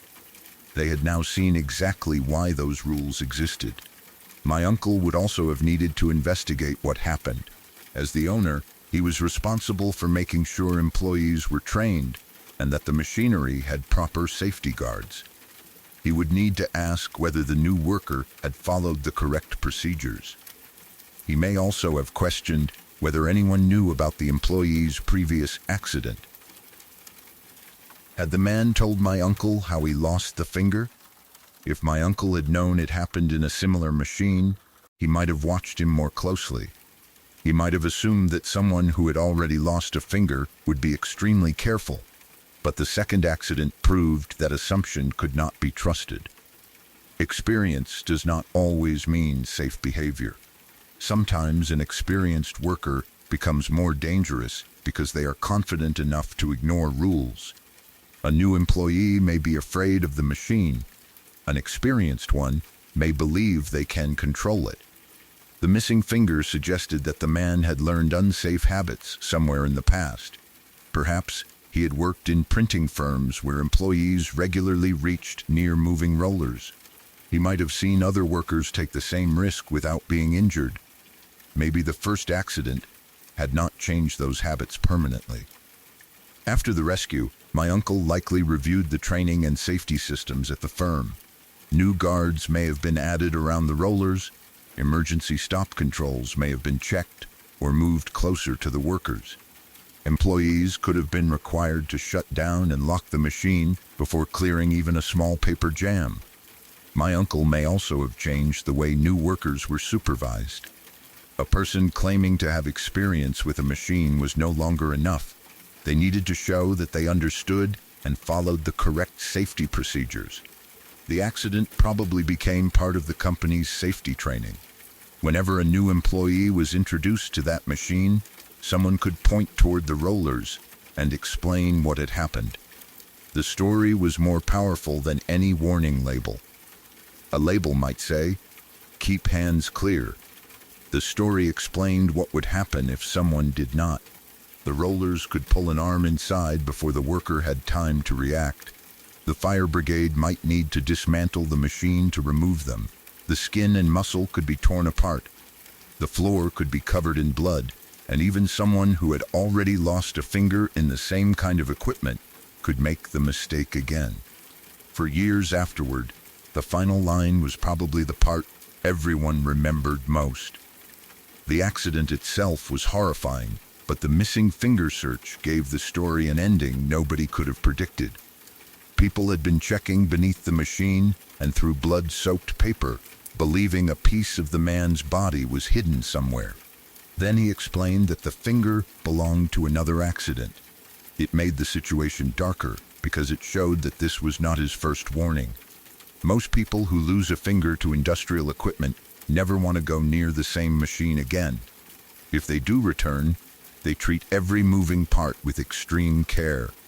This man had returned to the same type of work and nearly sacrificed the rest of the arm. Perhaps he believed the first accident had made him an expert. He may have thought he knew exactly where the dangerous areas were and could avoid them. But machines allow no room for overconfidence. A person may believe they can move their hand quickly. The rollers move faster. A person may believe they can feel when the paper begins pulling. The pins grip before they can respond. A person may believe they have enough experience to take one small shortcut. The machine treats them exactly like the sheet of paper they were trying to guide. It pulls. That is all it does. The story was not only about a careless new worker, it was about the way people become comfortable with risks, even after those risks have already hurt them. The first accident had taken one finger. It should have been the clearest warning possible. Instead, the man needed another rescue to understand how close he was to losing much more. My uncle eventually repaired or replaced the machine. Large printing equipment is expensive, so it may have continued operating after engineers confirmed it was safe. If it remained in the firm, nobody who witnessed the accident could look at it the same way again. The metal frame might have been cleaned, but people would know where the blood had been. The rollers might have turned normally, but employees would remember the man trapped between them. Every new sheet of paper passing through the machine would follow the same path his arm had taken. The machine itself had not changed. The people around it had. They had seen what happened when flesh entered equipment designed for paper. They understood that a machine did not need to move quickly to destroy a body. It only needed enough power to continue pulling. My uncle had heard screaming and run toward the rollers. He found the new employee trapped almost to the shoulder. He called the fire brigade and ambulance service. The rescuers slowly dismantled the machine while the man remained conscious and bleeding inside it. When they finally removed him, his arm was torn apart and blood covered the workshop. Then someone noticed the missing finger. Everyone searched desperately, hoping doctors might be able to reattach it. The man finally told them to stop. The machine had not taken that finger. He had lost it the last time he used one of those. The first machine had taken part of his hand. The second had almost taken the entire arm.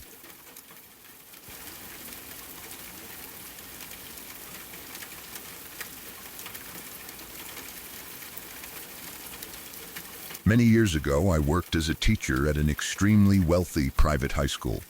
It was the kind of school most people only ever saw in films or read about in newspapers. The buildings were beautiful, the grounds were carefully maintained, and almost everything looked expensive. Politicians, business owners, celebrities, and other powerful people sent their children there because the school had a reputation for producing successful graduates and protecting the privacy of important families. Many students did not arrive on ordinary school buses. Some were driven to and from school by chauffeurs. A car would stop near the main entrance, a driver would step out and open the door, and a student would walk inside carrying a bag that probably cost more than some families spent on food in a month.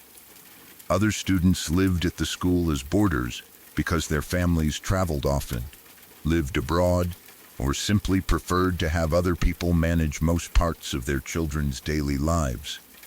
The school offered excellent facilities.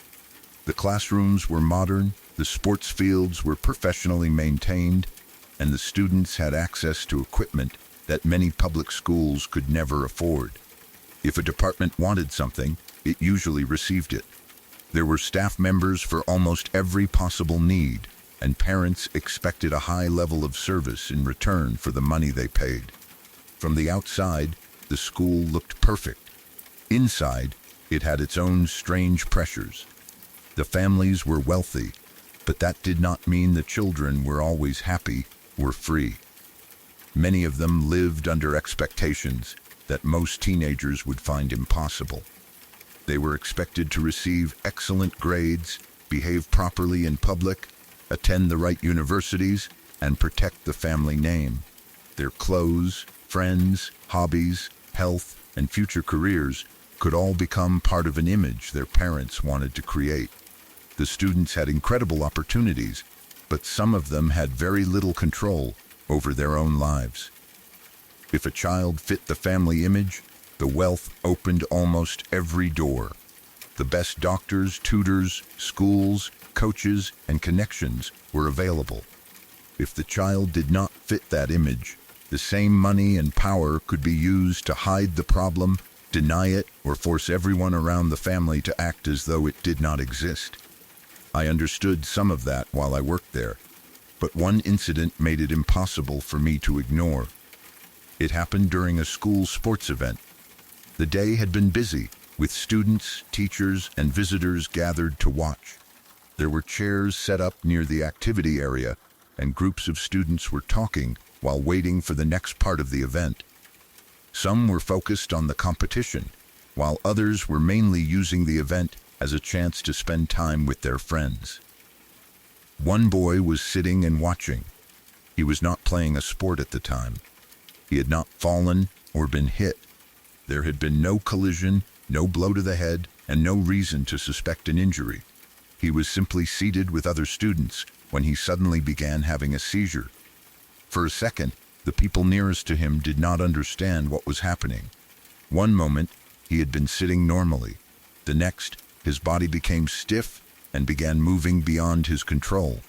He fell from the chair or slipped sideways, and the students around him immediately panicked. Some screamed, others stepped closer because they wanted to help but had no idea what to do. A seizure can look terrifying to anyone who has never seen one. The person may lose consciousness, shake violently, make strange sounds, or appear unable to breathe. People sometimes believe they need to hold the person down or place something in their mouth, but those actions can cause additional harm. The teachers reacted quickly. Several of us moved the other students back to create space. A crowd was already beginning to form because teenagers naturally wanted to know what was happening. We told them to move away and give him air. Other teachers cleared chairs and bags from the area so he would not hit his head or limbs against anything hard. Someone placed something soft beneath his head while being careful not to restrict his movement. Another person called for an ambulance. Someone else contacted the school's medical staff and brought the first aid equipment. The entire situation became organized chaos. Teachers were giving instructions, students were asking questions, and people were moving objects out of the way. We were trying to protect the boy, while also preventing the other children from becoming too frightened. There was no safe way to stop the seizure itself. We had to let it run its course, keep the area clear, and watch his breathing. It felt much longer than it probably lasted. Time changes during an emergency. A few seconds of violent movement can feel like several minutes. You begin noticing every detail because you are waiting for something to change. The boy's body continued to twitch. He was not responding to anyone speaking to him. He may have vomited during or shortly after the seizure, which created another danger because an unconscious person can choke. When the strongest movements finally stopped, we placed him in the recovery position. We turned him carefully onto his side so his airway would remain open and any fluid could drain from his mouth. He was breathing. That was the most important thing. The immediate danger appeared to have passed, but he was not fully awake. After a major seizure, a person can remain confused, exhausted, or unresponsive for some time. They may have no memory of what happened, and may wake with pain, weakness, or a severe headache. We continued watching him while waiting for the ambulance. Once the situation was under control, the school needed to contact his parents. Normally, calls to important families did not always reach the parents directly. Many of them had assistants, household managers, secretaries, or other staff members who controlled access. A school employee might call the number on file and first speak to someone whose job was to decide whether the matter was important enough to interrupt the parent. This was clearly an emergency. The family's staff allowed the call to go directly to the boy's father. One of the teachers made the call and tried to explain what had happened as calmly as possible. "Mr. Parent, this is your son's teacher at the school. Your son is okay now, but he has just had a seizure." "An ambulance is..." The father interrupted. No, he didn't. The teacher did not know how to respond. There are many reactions a parent might have after hearing that their child has experienced a medical emergency. Some panic. Some immediately ask whether the child is breathing. Others demand to know which hospital the ambulance is using. A parent might say, "What happened?" or "I'm coming right now." The boy's father simply denied that the event had occurred. The teacher tried again, assuming there had been some misunderstanding. "I'm sorry? I don't think I was clear. Your son had a seizure. He's recovering now." And the father interrupted again. "No, my son has never had a seizure. Good day." Then he hung up. The teacher stood there holding the phone, almost unable to understand what had happened. The father had not asked whether his son was safe. He had not asked where the ambulance was taking him. He had not asked whether the boy was conscious. He had decided that the seizure had not happened because, in his mind, his son was not the kind of person who had seizures. The call did not change the reality in front of us. Several teachers and students had watched the boy lose consciousness and convulse. We had moved furniture so he would not injure himself.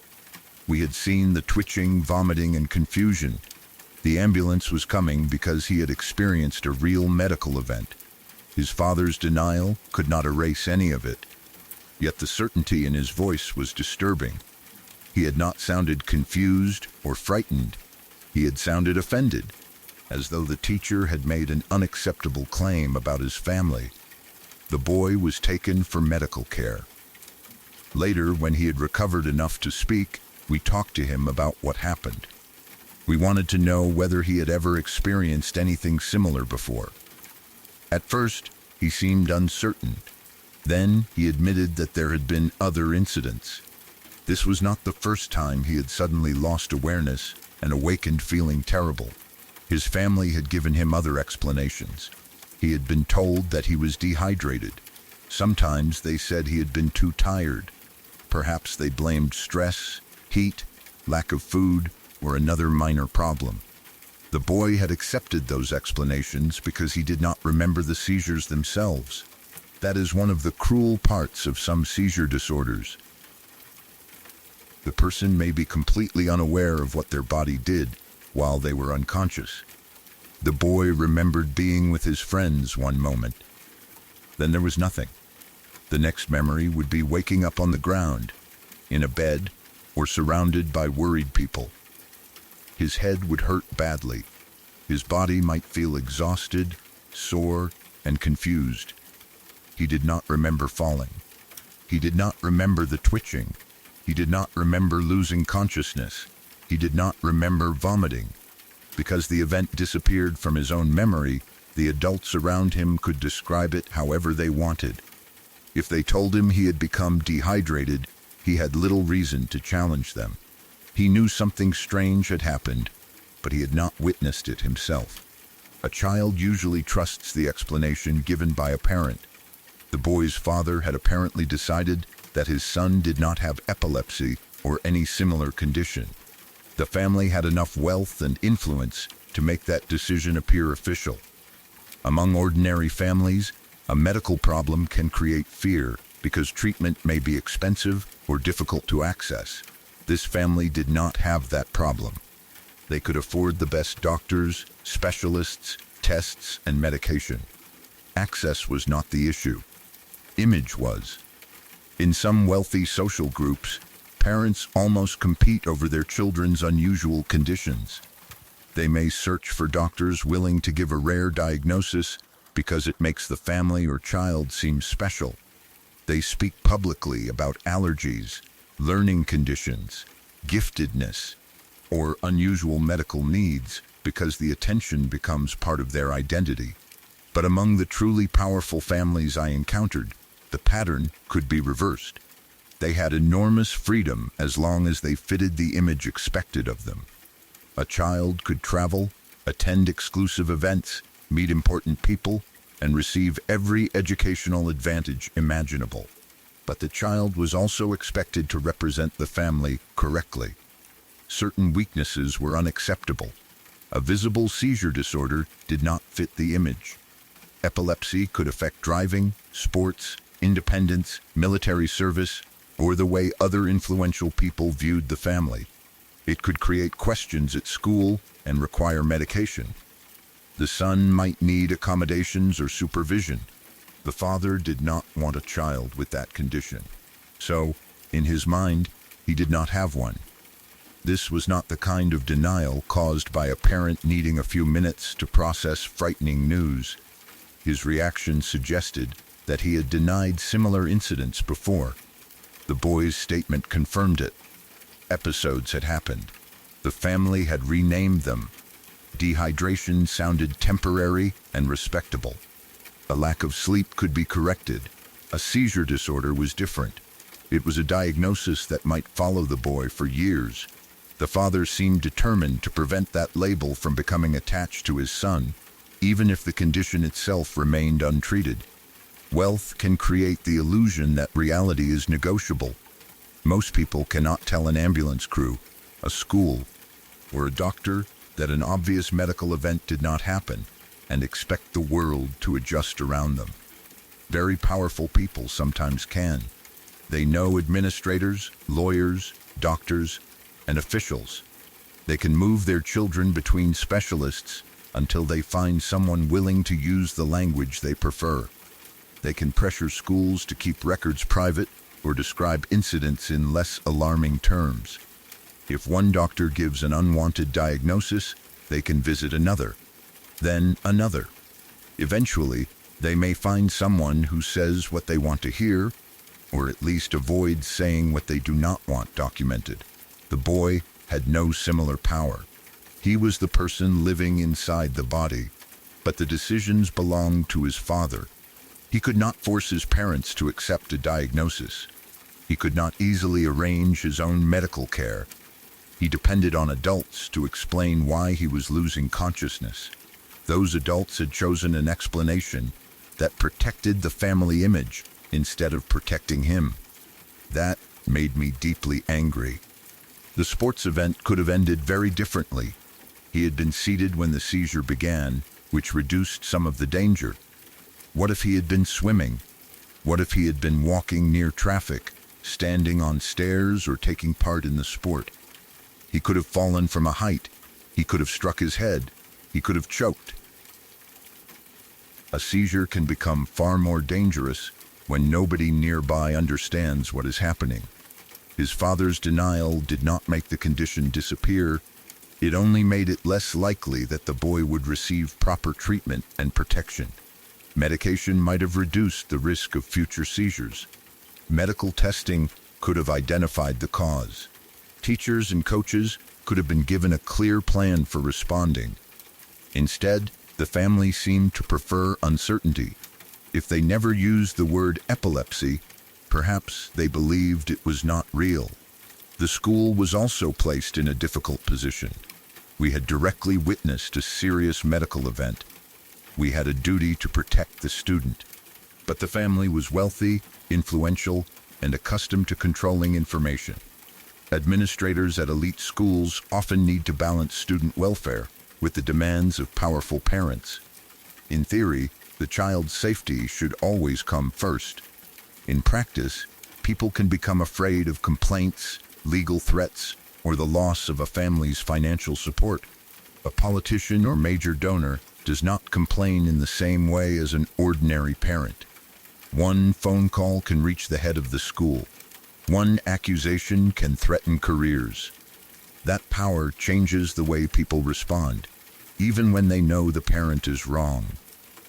I do not know everything that happened between the school, the family, and the medical professionals after the seizure. Those conversations were above my level. There would have been reports, recommendations, and likely several carefully worded meetings. I only knew what I saw. A boy had a seizure. His father said he had not. The boy later admitted that similar events had happened before. That should have been enough for everyone to act. Yet I remained worried that the family would continue controlling the story. The father might claim the school had overreacted. He might say teachers were not medically qualified to identify a seizure. He could insist the boy had fainted, become dehydrated, or suffered from stress. There are always words available when someone wants to avoid the obvious truth. The boy himself seemed almost embarrassed. That made me feel worse. He had done nothing wrong. A medical condition was not a personal failure, but the way his family handled it had probably taught him that something about the episodes was shameful. He may have believed he was causing trouble. He might have worried that teachers would see him as weak, or that his friends would treat him differently. At that age, fitting in matters enormously. Having a seizure in front of other students could already feel humiliating. Learning that your own father refused to believe it happened would make the experience even more confusing. The boy needed someone to tell him that he was not responsible. His body had done something he could not control. He deserved accurate information and medical care. Instead, he had been taught not to trust his own experiences. He remembered being with friends and then waking with a terrible headache. The missing time should have led to questions. His family supplied answers before he could ask them. They told him it was dehydration. They told him it was nothing serious. Because he had no memory of the seizure itself, those explanations could fill the blank space. The adults around him controlled the reality he was allowed to believe. That can be a form of harm even when there are no visible bruises. The father's reaction on the phone stayed with me. No, he didn't. 3 simple words. They carried the confidence of a person who believed that stating something firmly enough could make it true. The teacher had not called for permission to identify the event. We had called to inform him that his son was receiving emergency care. He responded as if the school had insulted him. It was difficult not to imagine how that attitude affected every part of the boy's life. What happened when he struggled academically? What happened if he wanted a future different from the one his family had planned? What happened if he was afraid, depressed, or needed help? Did his father decide which feelings and conditions were acceptable? A child raised in that environment may learn to hide anything that does not fit the family's image. The boy might stop telling people when he felt warning signs because he had been taught the episodes were not real. He could become afraid to ask for medical help. He might think that accepting a diagnosis would disappoint or embarrass his father. That pressure can be more dangerous than the condition itself. The school's wealth and beauty made the situation feel even more disturbing. We had every possible resource. An ambulance was called immediately. Teachers knew first aid. There was space to clear the area and staff to manage the other students. The boy received a rapid response. But all those resources could not protect him from a parent who refused to accept what happened. Money could buy medical care, but it could not force the father to value the truth. That was the great contradiction of the place. Some children at ordinary schools struggled because their families could not afford treatment. This boy's family could afford almost anything, yet he might still go untreated because the diagnosis was socially inconvenient. The result could be exactly the same.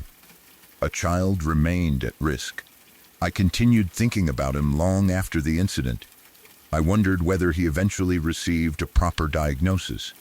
Perhaps the ambulance visit created records his father could not completely erase. Maybe a doctor finally spoke firmly enough that the family had to listen. I hoped someone explained the condition to the boy honestly. I hoped he received medication if he needed it. I hoped coaches, teachers, and friends learned what to do if another seizure happened. Most of all, I hoped he eventually gained enough independence to make his own medical decisions. But I could not be certain. Powerful families often remain powerful inside the lives of their adult children. Financial support, social connections, and family expectations can keep control in place long after a person turns 18. The boy may have continued believing the episodes were dehydration. He may have experienced another seizure in a more dangerous situation. That possibility still bothered me. The father's refusal also placed other people at risk. If the boy later drove a car without knowing or admitting he had uncontrolled seizures, he could lose consciousness on the road. If he swam alone, climbed, or used dangerous equipment, the result could be fatal. A medical diagnosis can create restrictions, but those restrictions exist for a reason. The father may have viewed them as limitations on his son's future. In reality, refusing the diagnosis could destroy that future completely. There was a difference between protecting a child from being defined by a condition and pretending the condition did not exist. A good parent might tell the boy that epilepsy did not make him less intelligent, valuable, or capable. They could help him understand the risks while still encouraging him to live fully. This father seemed to choose denial instead. His son would not have epilepsy because a son in that family was not allowed to have it. The decision was not medical. It was social. The more I thought about it, the more the original phone call felt like a small example of the family's entire world. A teacher called with direct evidence. The father rejected it. The teacher tried again. The father ended the conversation. There was no discussion because he did not believe the school had the authority to tell him something about his own child that he had decided was false. He was not asking for facts. He was announcing the version of reality everyone else was expected to follow. People sometimes imagine wealth as complete freedom. For the parents, perhaps it was. For the boy, it seemed more like a beautifully decorated cage. He had excellent clothes, education, transport, and opportunities. He may never have worried about food, rent, or university fees. But he did not have the freedom to be ill in a way his father disliked. That is why I still felt awful for him.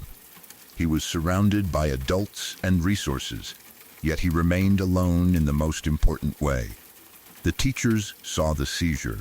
The students saw it. The emergency workers saw the physical evidence.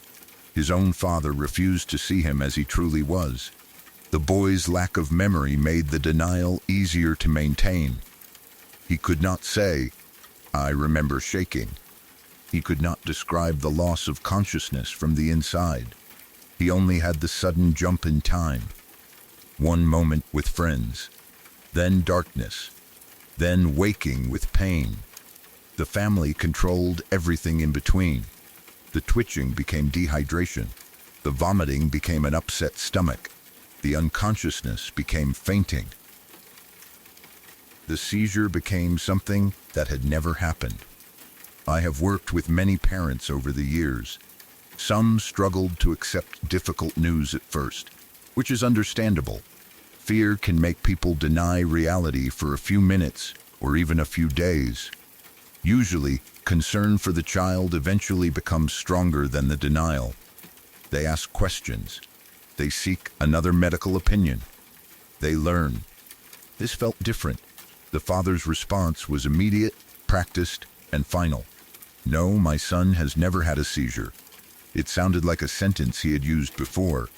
Perhaps other teachers, doctors, or household staff had tried to raise the same concern. Maybe each person had been dismissed in the same way. If so, the boy had been failed repeatedly. The seizure at the sports event was not hidden. Too many people saw it. There was an ambulance, documentation, and a public emergency. I hope that made it harder for the family to rewrite.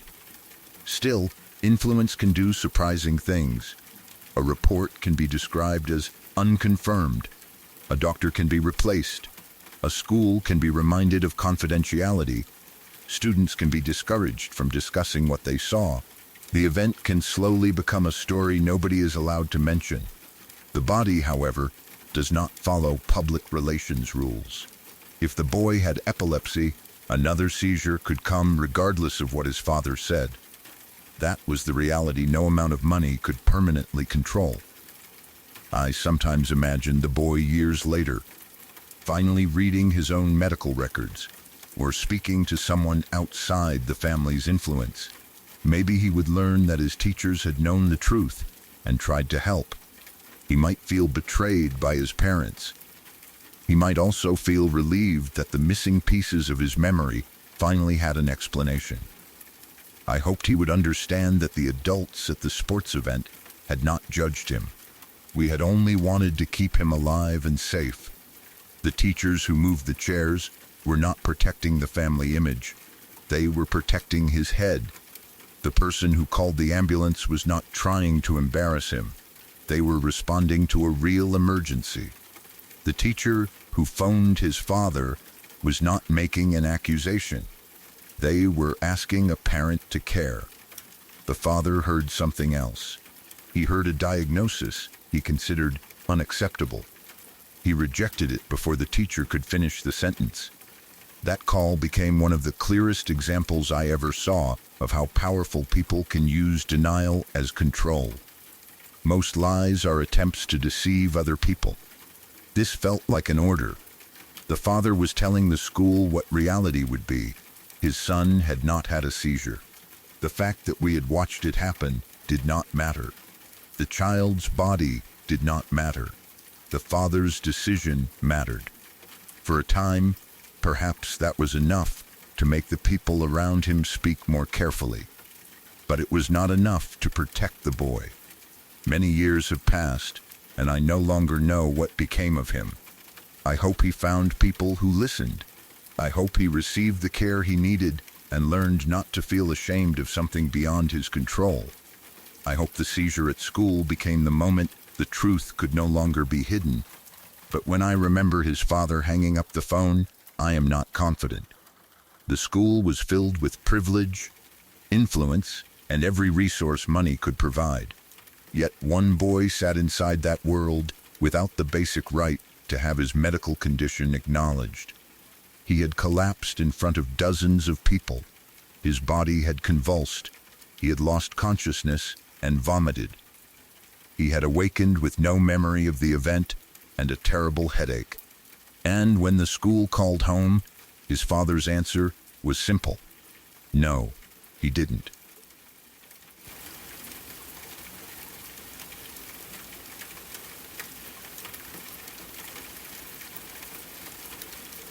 I am going to keep all names, company details, and locations out of this story because I still have an active enda connected to the place where it happened. I can describe the incident itself, but I cannot share enough information for anyone to easily identify the business or the people involved. At the beginning of every summer, the company usually hired a large number of new workers. It happened at roughly the same time each year. Students were finishing school and looking for seasonal jobs, while other people were searching for any work they could find. For a few weeks, the workplace would be filled with unfamiliar faces. Some new employees stayed for the whole summer. A few became permanent workers. Others disappeared after their first week because the job was more difficult than they expected. There were always people who arrived late, ignored instructions, or decided after one shift that they did not want to return. Because of that, nobody expected every new hire to be perfect. The supervisors knew that some people needed time to learn the job and become comfortable. New employees asked basic questions, made small mistakes, and sometimes moved too slowly. That was normal. What was not normal was starting a fight with a supervisor on your first day.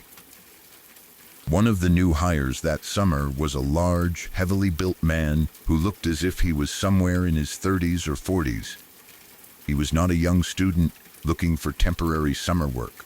He had the size and appearance of someone who had been working for many years. He had a sleeve of tattoos covering one arm and wore a Confederate flag bandana. Even before he spoke, he stood out from most of the other new employees. His appearance alone did not mean he was dangerous. Plenty of people had tattoos, wore unusual clothing, or looked rough while still being perfectly decent workers.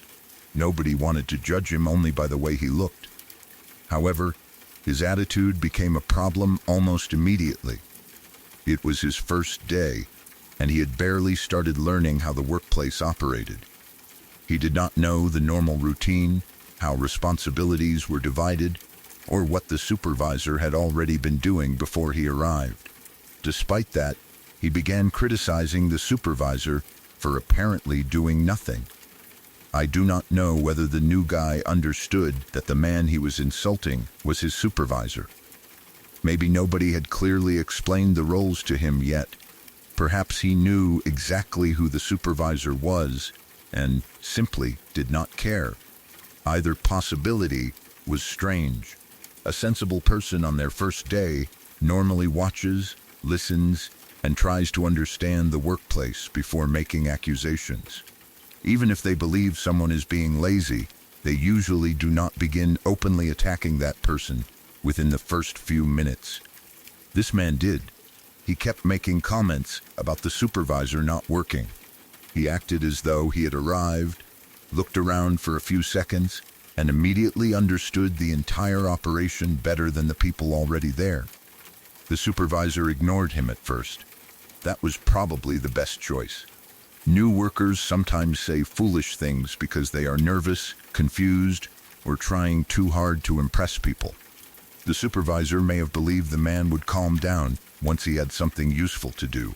For around 10 minutes, he refused to react. The new guy continued. He kept making remarks and challenging him. Every time the supervisor tried to focus on work, the man found another reason to complain. The comments became less like normal questions and more like deliberate disrespect. Other employees noticed. People began looking at one another because none of us understood why a brand new worker was behaving that way. He had not been there long enough to know whether the supervisor was doing his job correctly. More importantly, he had not been there long enough to build any kind of relationship that would allow him to joke or speak casually. He was openly confronting the person responsible for directing his work. Eventually, the supervisor stopped ignoring him. He looked at the new guy and said something like, "This is your first day. Do you really want to get a bad reputation with your supervisor?" It was a fair warning. He was not immediately threatening to fire the man. He was giving him a chance to understand the situation and change his behavior. The message was simple. You are speaking disrespectfully to the person responsible for supervising you, and if you continue, your first day may become your last. A normal employee would have backed down. Even someone who still believed the supervisor was lazy should have understood that continuing the argument would only damage their own position. The new guy did not stop. He continued talking back and making insulting comments. His voice became louder, and his body language became more aggressive. He seemed determined to turn a small workplace disagreement into something personal. The supervisor repeatedly told him to go home. He was not even saying that the man had permanently lost the job. He told him to leave for the day, calm down, and try returning the following day with a better attitude. That was far more patience than many supervisors would have shown. The new hire had already spent much of his first day criticizing management and refusing direct instructions. The supervisor could probably have ended his employment immediately. Instead, he offered him a chance to walk away. Go home. Come back tomorrow with a better attitude. That should have ended it. The man could have left, cooled down overnight, and decided whether he wanted to keep the job. Even if he believed the supervisor had treated him unfairly, leaving would have prevented the situation from becoming worse. But he refused. He kept arguing while the supervisor continued telling him to leave. The rest of us were becoming uncomfortable because the tone had changed. It was no longer a normal disagreement between two workers. There was something threatening in the way the new guy spoke and moved. He stepped closer to the supervisor. The supervisor did not back away, but he continued telling the man to go home. He was trying to remove him from the workplace without creating a larger confrontation. The new guy kept moving into his personal space until they were almost face to face. At that distance, Every word felt more aggressive. The man was much larger than many people around him. His size made the confrontation seem even more dangerous. He appeared to be using his body to intimidate the supervisor and force him to either back down or react. The supervisor had already given him several chances. He had ignored the comments. He had warned him. He had told him to leave. He had even said he could try again the next day. The new guy rejected every opportunity to end the situation peacefully. Then he pushed the supervisor. That was the moment the argument became physical. The supervisor had finally had enough. He moved forward as if he was going to punch the man. I cannot say exactly what was going through his mind. He had been insulted for several minutes, challenged in front of the other workers, and then physically shoved. His reaction was immediate. He went to hit the new guy. Before he could properly land the punch, the new employee reached behind his back. He pulled a gun from the waistband of his trousers. Everything happened so quickly that most of us did not have time to understand what we were seeing. 1 second, it was a workplace argument. The next, there was a gun in the man's hand. He fired at the supervisor from close range. The bullet struck the supervisor in the stomach. The sound inside the building was unbelievably loud. Gunshots in films never prepare you for what a real one sounds like indoors. It was a sharp, violent explosion that seemed to fill the entire room. For a fraction of a second, everyone froze. The supervisor's body reacted to the impact. He either fell immediately or began collapsing as people realized he had been shot. Then the entire workplace broke into panic. People screamed and ran in every direction. Nobody knew whether the gunman was going to fire again. Nobody knew whether he had more than one weapon or whether he intended to shoot everyone who had witnessed what happened. There was no organized evacuation. People did whatever seemed most likely to keep them alive. Some ran toward doors, others hid behind equipment or moved into nearby rooms. People pushed past one another because the fear was immediate and overwhelming. I saw an opportunity to get out through a window. I did not stop to think about whether it was the proper way to leave. I did not wait for someone to give instructions. A man with a gun had just shot our supervisor at close range, and I wanted as much distance between myself and that room as possible. I went through the window. I cannot remember every detail of climbing or jumping out. During moments like that, the body acts before the mind fully understands what is happening. One moment I was inside the building, and the next I was outside trying to move away. I did not know whether the gunman was following us. I did not know whether more shots would come through the window. I only knew I needed to keep moving. Once I was outside, I tried to find cover and understand what was happening. Other employees were emerging from different parts of the building. Some were running, while others stood frozen and looked back. People were shouting conflicting information. Someone said the supervisor was dead. Someone else said he was still moving. Another person claimed the gunman had fired several times, although I had only clearly heard the one shot.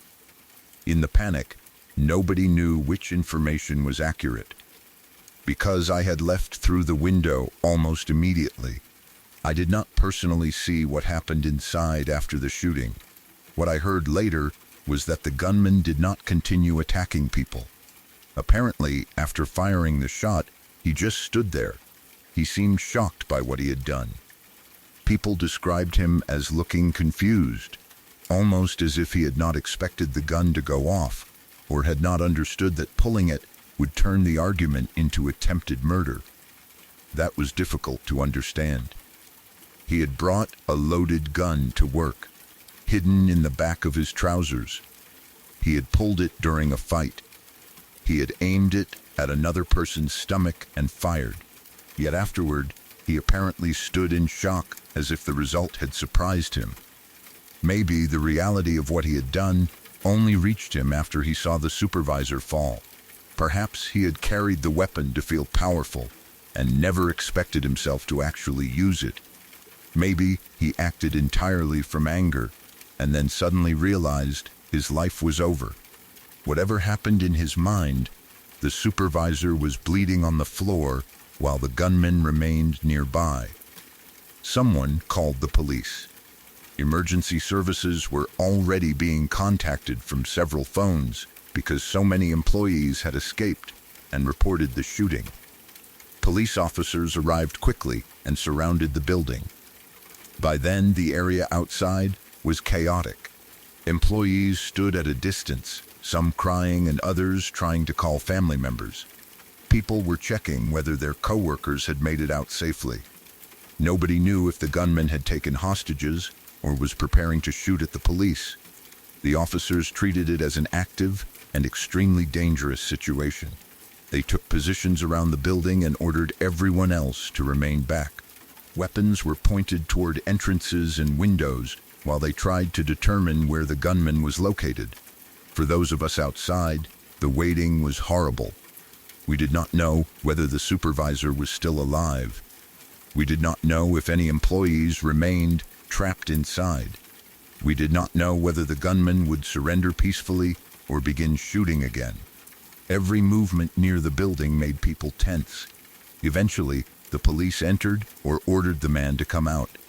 From what I later heard, they dragged him from the building and took him into custody. He did not escape, and the confrontation did not become a longer shootout. The gun was recovered. The man's first day at the company ended with him being taken away by police. The supervisor was rushed for emergency medical treatment. A gunshot wound to the stomach can cause terrible internal injuries. The bullet can damage organs, blood vessels, nerves, muscles, and the spine.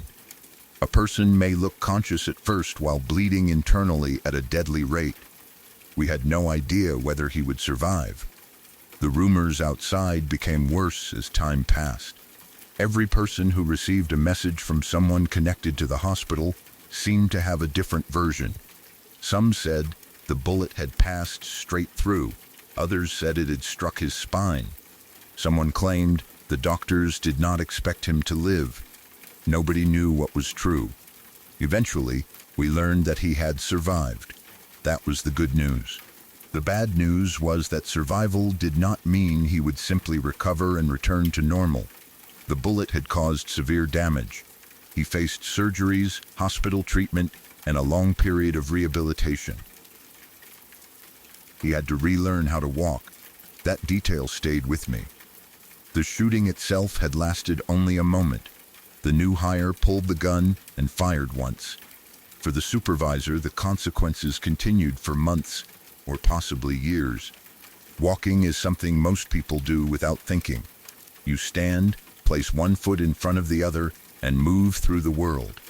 After the shooting, he had to learn those movements again. He needed medical professionals to help him rebuild strength, balance, and control. Every step would have required effort. There may have been days when he could not feel parts of his body properly. He may have fallen during therapy or wondered whether he would ever walk independently again. All of that happened because a man he had met only minutes earlier refused to accept being told to go home. The workplace shut down after the shooting. Police needed to examine the scene, collect evidence, photograph the area, and speak with witnesses. The supervisor's blood remained inside, and the employees who had seen the incident were too shaken to simply return to work. Each witness gave a statement. We were asked where we had been standing, what we had heard, and what we saw before the gun was fired. The details mattered. Had the supervisor threatened the man first? Who pushed whom? How many times was the weapon fired? What did the gunman say? Where did he pull the weapon from? People remembered the same event differently because everything happened so quickly. Some had been looking directly at the men. Others only turned after hearing shouting. A few saw the push but not the gun being drawn. I described what I remembered and explained that I escaped through a window immediately after the shot. The investigators understood why people had run. Nobody expected unarmed employees to remain inside with a gunman. Still, I sometimes felt guilty that I had not stayed to help the supervisor. That thought was not logical. The safest and most useful thing I could do was escape and make sure emergency services were called. If I had remained, I could have been shot too. But guilt does not always follow logic. I knew a wounded man had been left inside, and I had climbed out of a window. For a while, I replayed that moment and wondered whether I could have done anything differently. The answer was probably no. The gunman was still armed. The supervisor needed trained medical help, not another unarmed employee becoming a second victim. I had reacted to survive. Other workers struggled with similar feelings. Some had hidden. Some had run without checking on friends. One person may have frozen and been unable to move at all. There is no single correct emotional response when a gun appears. People like to imagine they would fight the attacker or heroically rescue the wounded person. In reality, the body often chooses before conscious thought begins. You run, you hide, you freeze. That is what happened to us. The shooting also changed how everyone remembered the new employee's first few minutes. Before the gun came out, his behavior had seemed rude and strange. Afterward, every detail felt like a warning. The way he criticized the supervisor immediately, the Confederate flag bandana, the aggressive tone, the refusal to leave, the way he stepped into the supervisor's face, the push. People began asking whether management should have removed him sooner or checked whether he was armed. But nobody expected a new hire to bring a gun hidden in his waistband. The supervisor had given him every reasonable opportunity to leave. He did not know that asking the man to go home might place his life at risk. The company reviewed its hiring and security procedures after the incident. Questions were asked about background checks, workplace weapons policies, and how supervisors should handle aggressive employees. Should the police have been called as soon as the man refused to leave? Should security have been present during the confrontation? Were there enough safe exits? Could anything have prevented the shooting? Those questions were necessary, but they did not provide easy answers. Before he pushed the supervisor, the man was mostly being disrespectful. Calling armed police for every rude new employee would have seemed extreme. The situation moved from verbal conflict to a shooting in seconds. The presence of the hidden gun changed everything, but nobody else knew it was there until it was too late. The new hire destroyed several lives that day. The supervisor suffered the most obvious damage. He was shot, nearly died, and had to relearn how to walk. His family had to watch him struggle through recovery. They may have worried about medical bills, his future employment, and whether he would ever regain full independence. The employees who witnessed it carried their own trauma. Some became nervous around loud noises. A machine dropping something heavy could make people jump because it sounded like the shot. Arguments at work felt more threatening. Whenever a new employee became angry, people watched their hands and waistbands. The building itself never felt completely normal again. Even after the police finished, the blood was cleaned, and work restarted, everyone knew where the supervisor had fallen. People remembered the direction they had run. I remembered the window I used to escape. A normal workplace had become the scene of a shooting, and nothing could fully reverse that. The gunman also destroyed his own future. He had arrived looking for work. Within his first shift, he had argued with his supervisor, refused to leave, pushed him, pulled a gun, and shot him. Whatever job or life he had expected disappeared the moment he fired. He would now face serious criminal charges and the possibility of spending many years in prison. I sometimes wondered why he brought the weapon. Did he carry it everywhere? Did he expect trouble? Was he already angry before he arrived? Had something happened in his life that made him ready to explode at the first person who challenged him? None of those questions excused what he did. Plenty of people have difficult lives and do not shoot their supervisors. Still, the speed of the incident made it feel as though the violence had been waiting inside him before he entered the building. The supervisor did not create it. He simply became the first person that day who refused to accept the man's behavior. The fact that the gunman appeared shocked afterward suggested he may not have planned the shooting in advance, but carrying a loaded weapon into a workplace made the result possible. Without the gun, the confrontation might have ended with a fistfight, injuries, and the man being removed. With the gun, 1 second of anger nearly killed someone. That is what made the weapon so dangerous. It allowed a foolish decision to become permanent before anyone had time to stop it. The supervisor survived, but his recovery was not quick. We received updates over time.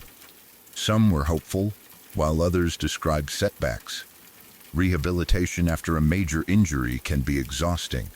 He had to train his body to perform movements that had once been automatic. Standing may have required support.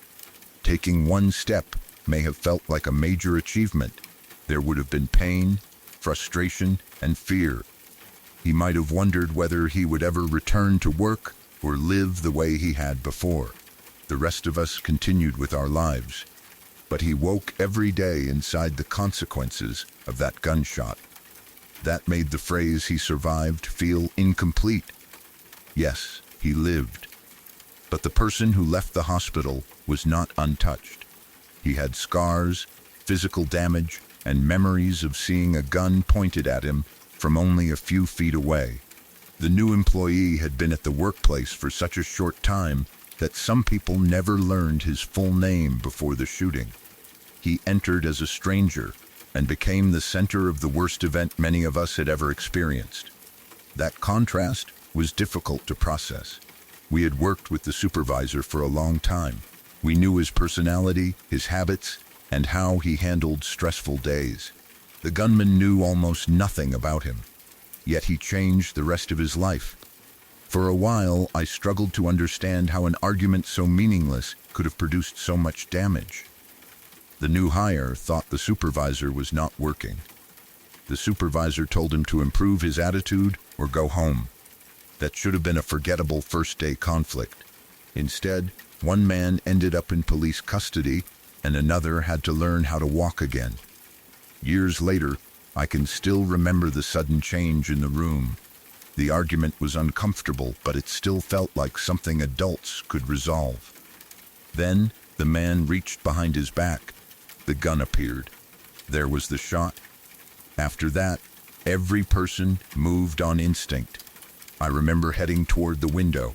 I remember getting outside and not knowing whether more shots would follow. I remember the police surrounding the building. I remember hearing that the gunman was standing inside as if he could not believe what he had done. Most of all, I remember learning that the supervisor was alive. That news brought relief, but it was followed by the reality of his injuries. He survived, but he had to rebuild his life one step at a time. I no longer assume a workplace argument will remain only an argument. Most do. Most angry people eventually calm down or leave, but sometimes the person shouting has a loaded gun hidden behind their back. Sometimes the warning signs only become obvious after the worst has already happened. That new hire came in for his first day and immediately began challenging a supervisor he barely knew. The supervisor ignored him. He warned him. He told him to go home. He offered him the chance to return the next day with a better attitude. The man could have walked away at any point. Instead, he moved closer, pushed the supervisor, pulled a gun, and shot him in the stomach. The rest of us ran. I escaped through a window. The police surrounded the building and dragged the gunman out. The supervisor lived, but because of a few seconds of violence on an ordinary summer shift, he had to learn how to walk all over again.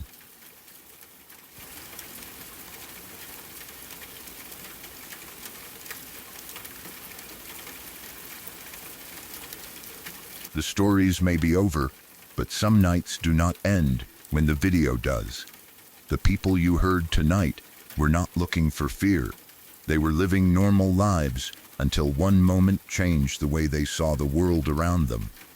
Tell me in the comments which story stayed with you the longest. Subscribe to Nockmeyer Witness for more true accounts from people who saw something they wish they could forget. Good night, and if you wake up suddenly, do not assume it was just a dream.